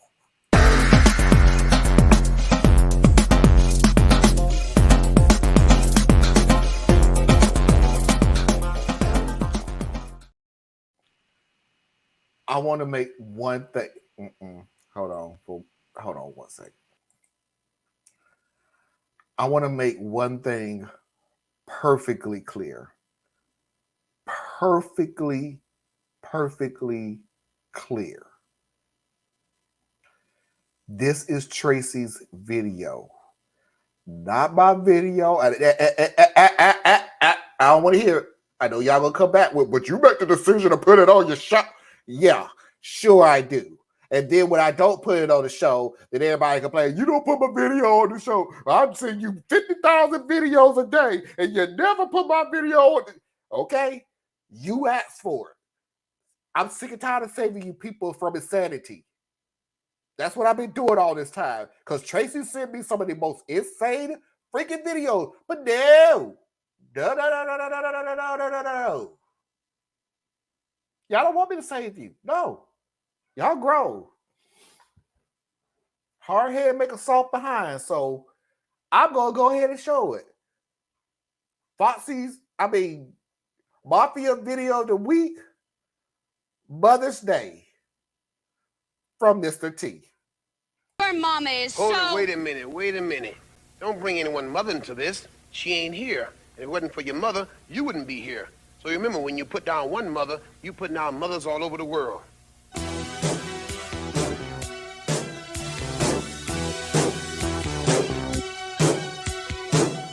Treat her right, treat your mother right. Treat her right, treat her right. Treat her right, treat your mother right. Treat her right, treat her right. Mother, there is no other like mother, so treat her right. Mother, I always love her, my mother, so treat her right, treat her right. M is for the moan and the miserable groan from the pain that she felt when I was born. O is for the oven with its burning heat, where she stood making sure I had something to eat.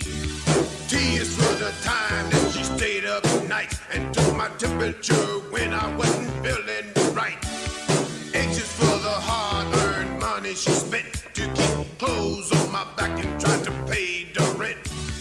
E is every wrinkle I put on her face and every worry that I caused when I stayed out late. The last letter R is that she taught me respect, and for the room up in heaven that I know she'll get. Mother, there is no other like mother, so treat her right. Mother, I always love her, my mother, so treat her right, treat her right. Treat her right, treat your mother right. Treat her right, treat her right. My mother, so treat her right, treat her right. Happy Mother's Day.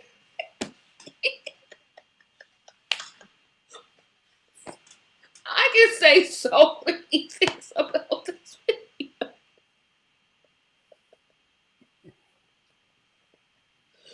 Wow. First of all, I don't want to say anything bad Treat her about right, the 80s. treat her. I don't want to say anything bad bad- about the 80s because I grew up in the 80s. But when you look back at the 80s and realize, boy, this was the worst technology I've ever seen in my life. Like, in the 80s, I guess we accepted any kind of production of anything. Oh Just my to have somebody gosh. in there. He broke down each letter. No, I like the fact that the kids just agreed all of a sudden with, yeah, let's walk away hand to hand. Even though we were just cussing out each other a few seconds ago. Tracy, don't doubt. Anna, don't down us now. We got a whole nother show to start with. So Oh, happy Mother's Day. That was my special thought to you all. The disclaimer, yeah. I tried to save y'all. Y'all don't want to listen. So cool. And welcome, LL. Nobody is and never will be. You don't know where I'm coming from. I'll get you from the east, the west, the south, or the north. Hello, Tracy. I've told you this before. All my life, animals have been attracted to me. I have terrible videos. Always been. That was not a terrible video. That was a terrible video. Their dancing video. was a little off. That was a terrible video. It had a good little beat to That was it. a terrible video. That was not a terrible video. A terrible video. No, that was a terrible video. That was a terrible video. Capital T. Terrible. That was a terrible video. It was not terrible. It was terrible. Terrible. I want to know the original content of this video. Like, was this for a random music video, or was it filmed for a show or something? No, it was just, hey, we got money left over from this budget. Let's do a Mother's Day video with Mr. T. Because 80s. And the dancers was the best part. They were so out of step each other. Like, yeah, I think that was. I think they rehearsed that for like an hour. I think 30 minutes. There was no rehearsal in that. You give me 5 minutes and I can get 3 backup singers to at least do the same sway. No backup on that. No rehearsal. And the funny thing about it, ain't like they was really singing. So what was treat her right. Treat your mother right. That's what I tell all the people. Yeah, if you have your mother, you need to treat her right. Period. And Mr. T was letting y'all know that. The world famous AITAH side-eye. I don't know why y'all that video was not terrible.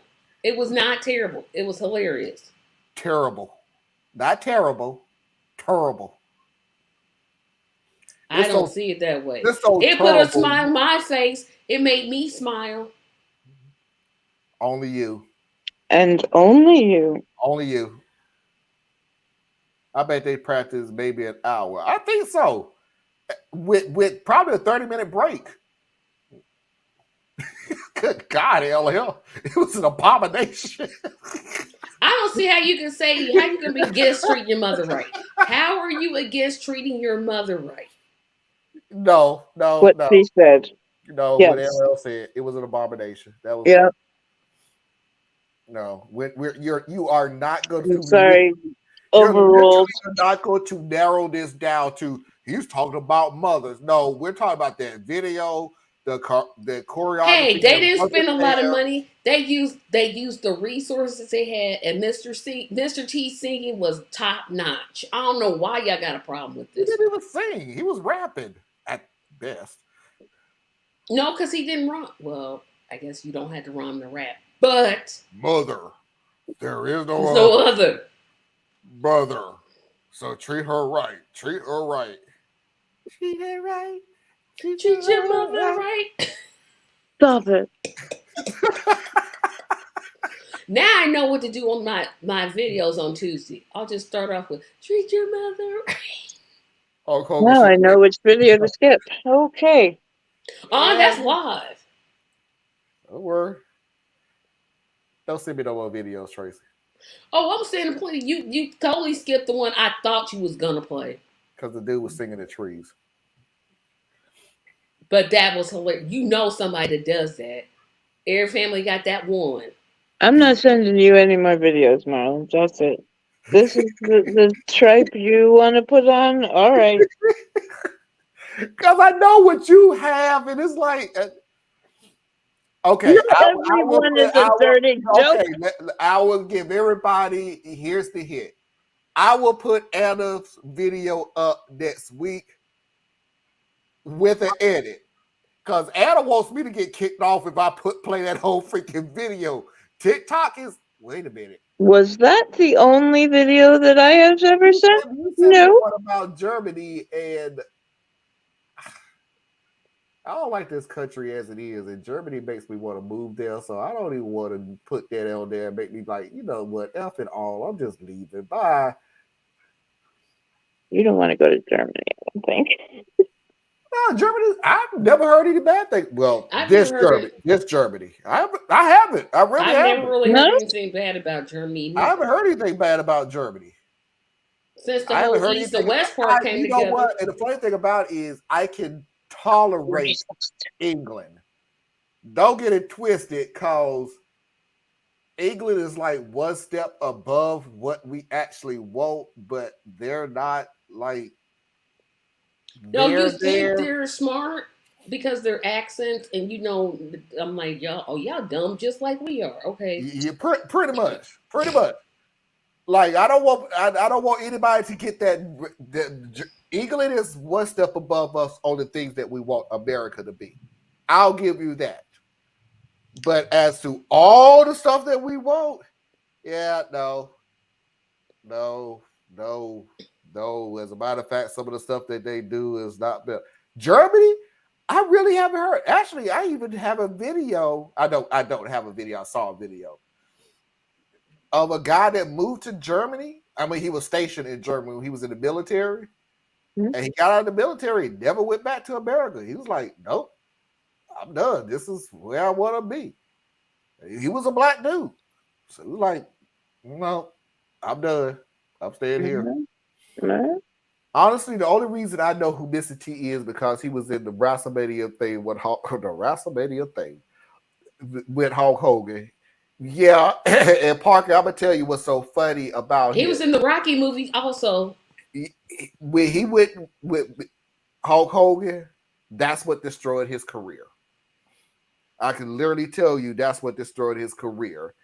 Because when Mr. T was just Mr. T doing the A-team and everything else and blah, blah, blah, he was a really big, strong black man. And let's call it the way it is. He was the really big, strong black man. Until he stood beside Hulk Hogan and we realized, you really ain't that big. Well, Hulk Hogan was huge. Yeah, and that's how we saw Mr. T as being huge. Steroids. What did she say? What are you saying? Steroids. Oh, steroids. I mean, the sky is blue. Oh, yeah. Grass is green. Yeah. Parker, you look at Mr. T. Look at Hogan in the WWE when he was at his prime, and then look at Hulk Hogan right before he went to WCW. He could barely walk. I'm like, they going to wheel him out. 4 circles of hell. Oh, it was that bad, Tracy. I refuse. It really was that bad. Hogan was on some kind of roids in the 80s. A lot of was.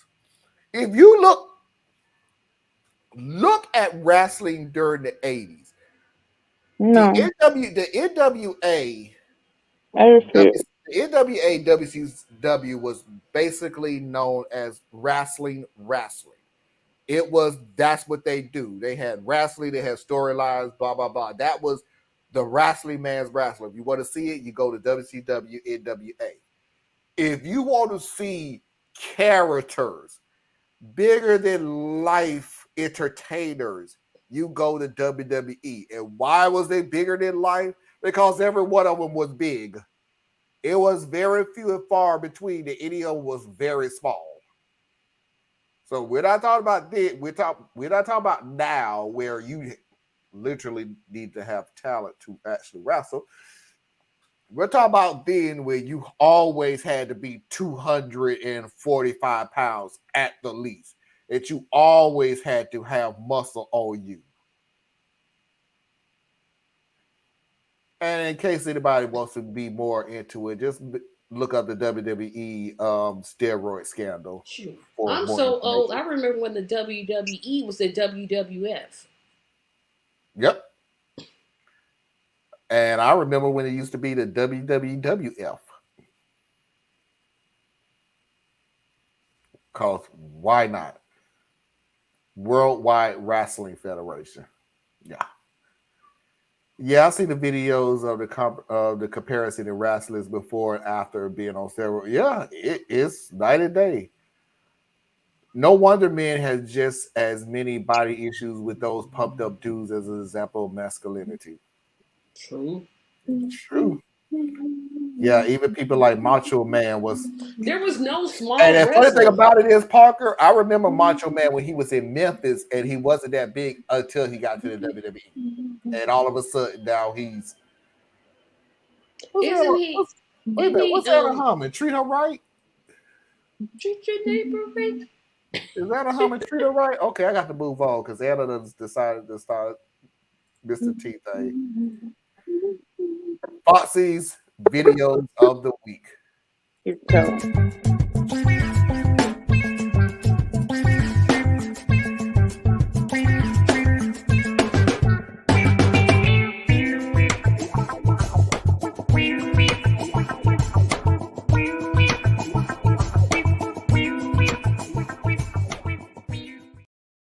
Okay, I had to rearrange this because I'm gonna go from the least to the best, and all of them are funny. So there's no big long conversation that we're gonna have.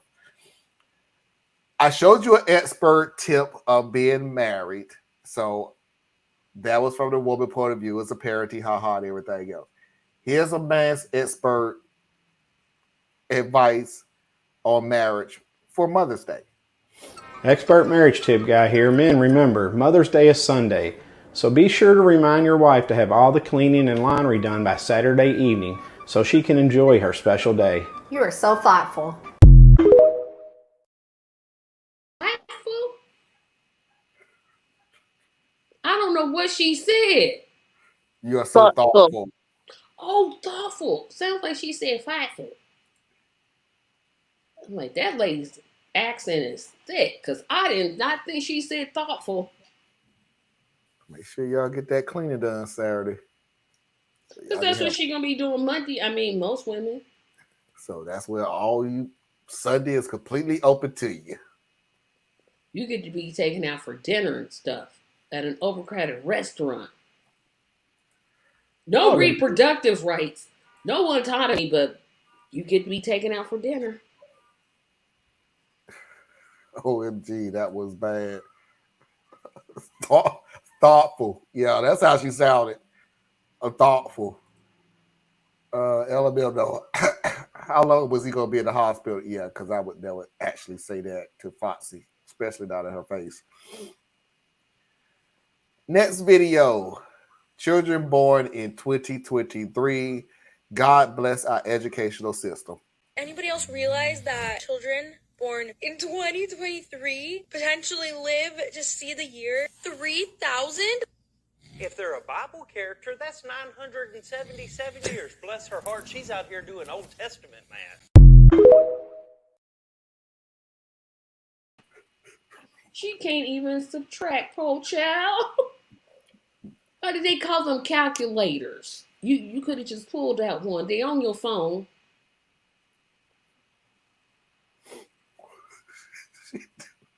I just like the only reason I even put that video up was I love that last line. Oh, bless her, she do an Old Testament math.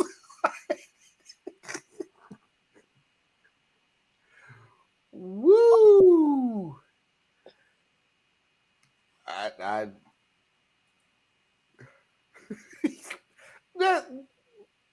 Yeah, bless her heart. That's all you. Honey, you can third point, that's all that you can do is bless her heart. Hey, yo, if y'all haven't already, please do not forget to hit that like button down at the bottom. I would truly appreciate it. If you haven't already, thank you. That girl in the first video couldn't have been serious, LOL. I don't believe she actually thought that was true. No, it's a parody. Oh, the first one was a parody. The second one was, yeah, that was real. Yeah, that was. I might actually love this thing. Oh, come on. They already outlawed teaching national history and science. Math is next. That's that new math. Oh, don't start on that. Nope. So confusing. Old Testament math. That Old Testament math. All right, next video. I'm not taking anybody down because it's only 12. And I actually agree with the woman. So I'm going on record as saying that I now believe that the earth is flat. The earth is flat. Just think about it. The earth is 70% water, right? And it's not carbonated, so it's flat. You know what? I say bring back Mr. T. If we can have that played, I want Mr. T back. Where's the lie? It's not carbonated, so it's flat. Where's the lie? She's talking about water, not the earth. I know what she's talking about, but oh my There's gosh. the lie. The earth is 70% water. Where's the lie? And it's not carbonated, so it's flat. Talking about the videos I sent, I'm looking at these TikTok clues that you picked. Where's the lie? That's all I'm asking. No, she's funnier than Mr. T. Yeah. A knock joke is funnier than Mr. T. Okay, last video of the night. And the only reason I played this, so Anna, this video is for you simply because we talked about it last night. I am going to take everybody down because it's 34 seconds, but yeah, we literally talked about this last night show. I'm assuming you're Legibitqua until you come out to me as straight. What? I now wish to be referred to as Legibitqua. Yep, that's happening now. Let's Legibitqua. Feels so bougie. I'm a member of the Legibitqua. No. I love it. Legibitqua, y'all. You made my day.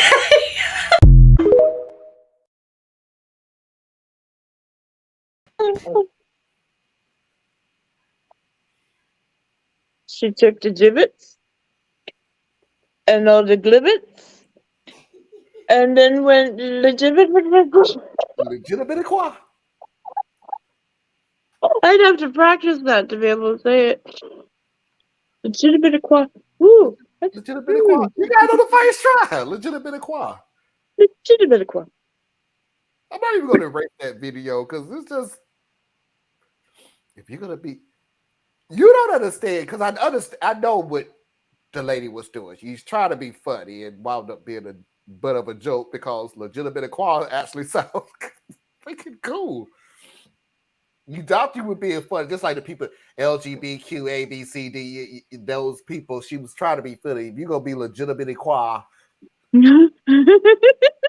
So, yeah. It just sounded really, it sounded French and snooty and perfect. Legibitqua. Legibitqua. Is that an itty bitty claw? Legibitty. Legibitqua. Legibitqua. You can get that from the LG. Legibitqua. Legibitqua. That's one. Lost giblets. What was the other one? Mabibbits.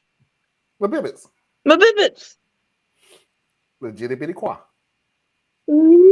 I'm never taking that video down, just in case. From this point on, anybody that comes on this show and try to say anything against the LGBTQ community, any type of way, shape, any type of way.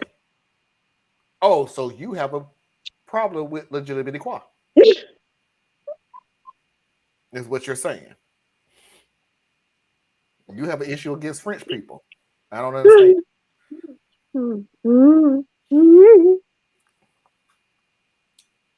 See, Tracy, that's the difference between Mr. T's video and this video. This is funny.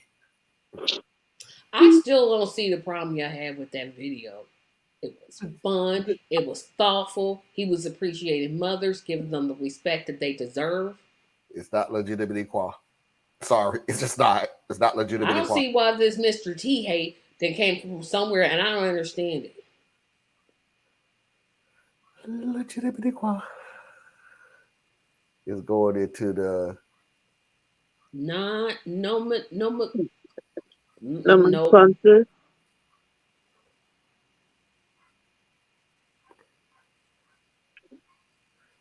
Nomenclature, is it? I can't see. Everything is all blurry now because you've been crying, laughing.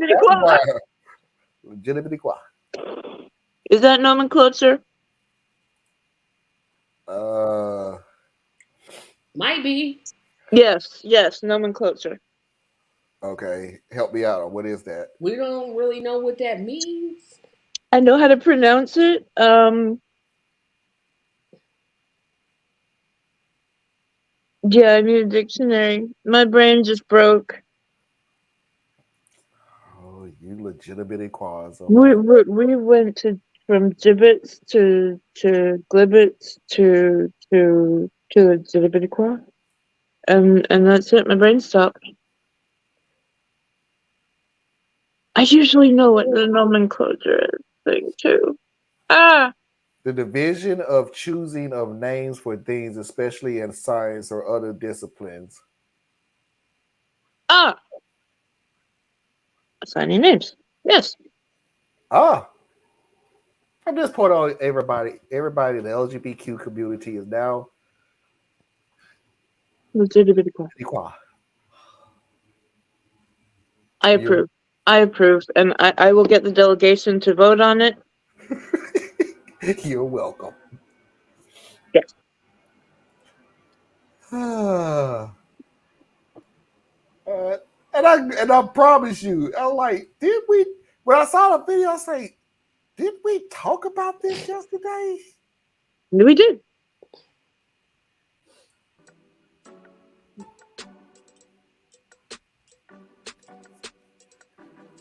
Anna, tell everybody where they can find you. You can find me in the legitimate equality community. Find me at BorreliaEtc.com. It is, of course, Lyme Disease Awareness Month. This time I actually want to give you just a little bit on EDS, Ehlers-Danlos. If you see people out there who are doing a lot of sports, a lot of dancing when they're young, and they are super flexible, you start wondering about Ehlers-Danlos. The thing about this condition is that your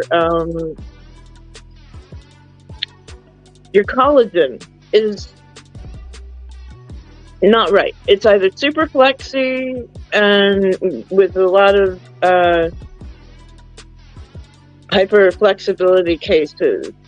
You can do some really weird party tricks. So one little quick check. If you can pull your thumb down to your wrist, that's not a good thing.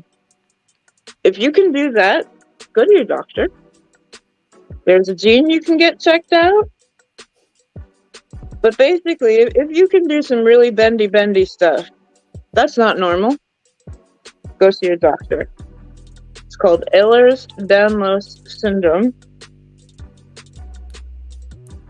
And it comes with a lot of different complications. It's more than being just flexible. All right. Tracy? You can see all of my videos at TracyMediaLLC.com. Ladies and gentlemen, boys and girls, children of all ages, legitimate quads, that is our show for tonight. I thank Anna. I thank Tracy. We will see everybody maybe next Sunday. Not particularly sure yet. No Saturday show? I'm not sure yet. Oh, you just said that. Duh. So until next time, we will see you when we see you. Peace. Bye, everybody. Legitimate Happy Mother's Treat your mother right. Legitimate Mr. T's, treat your mother. Treat your mother right. Legitimate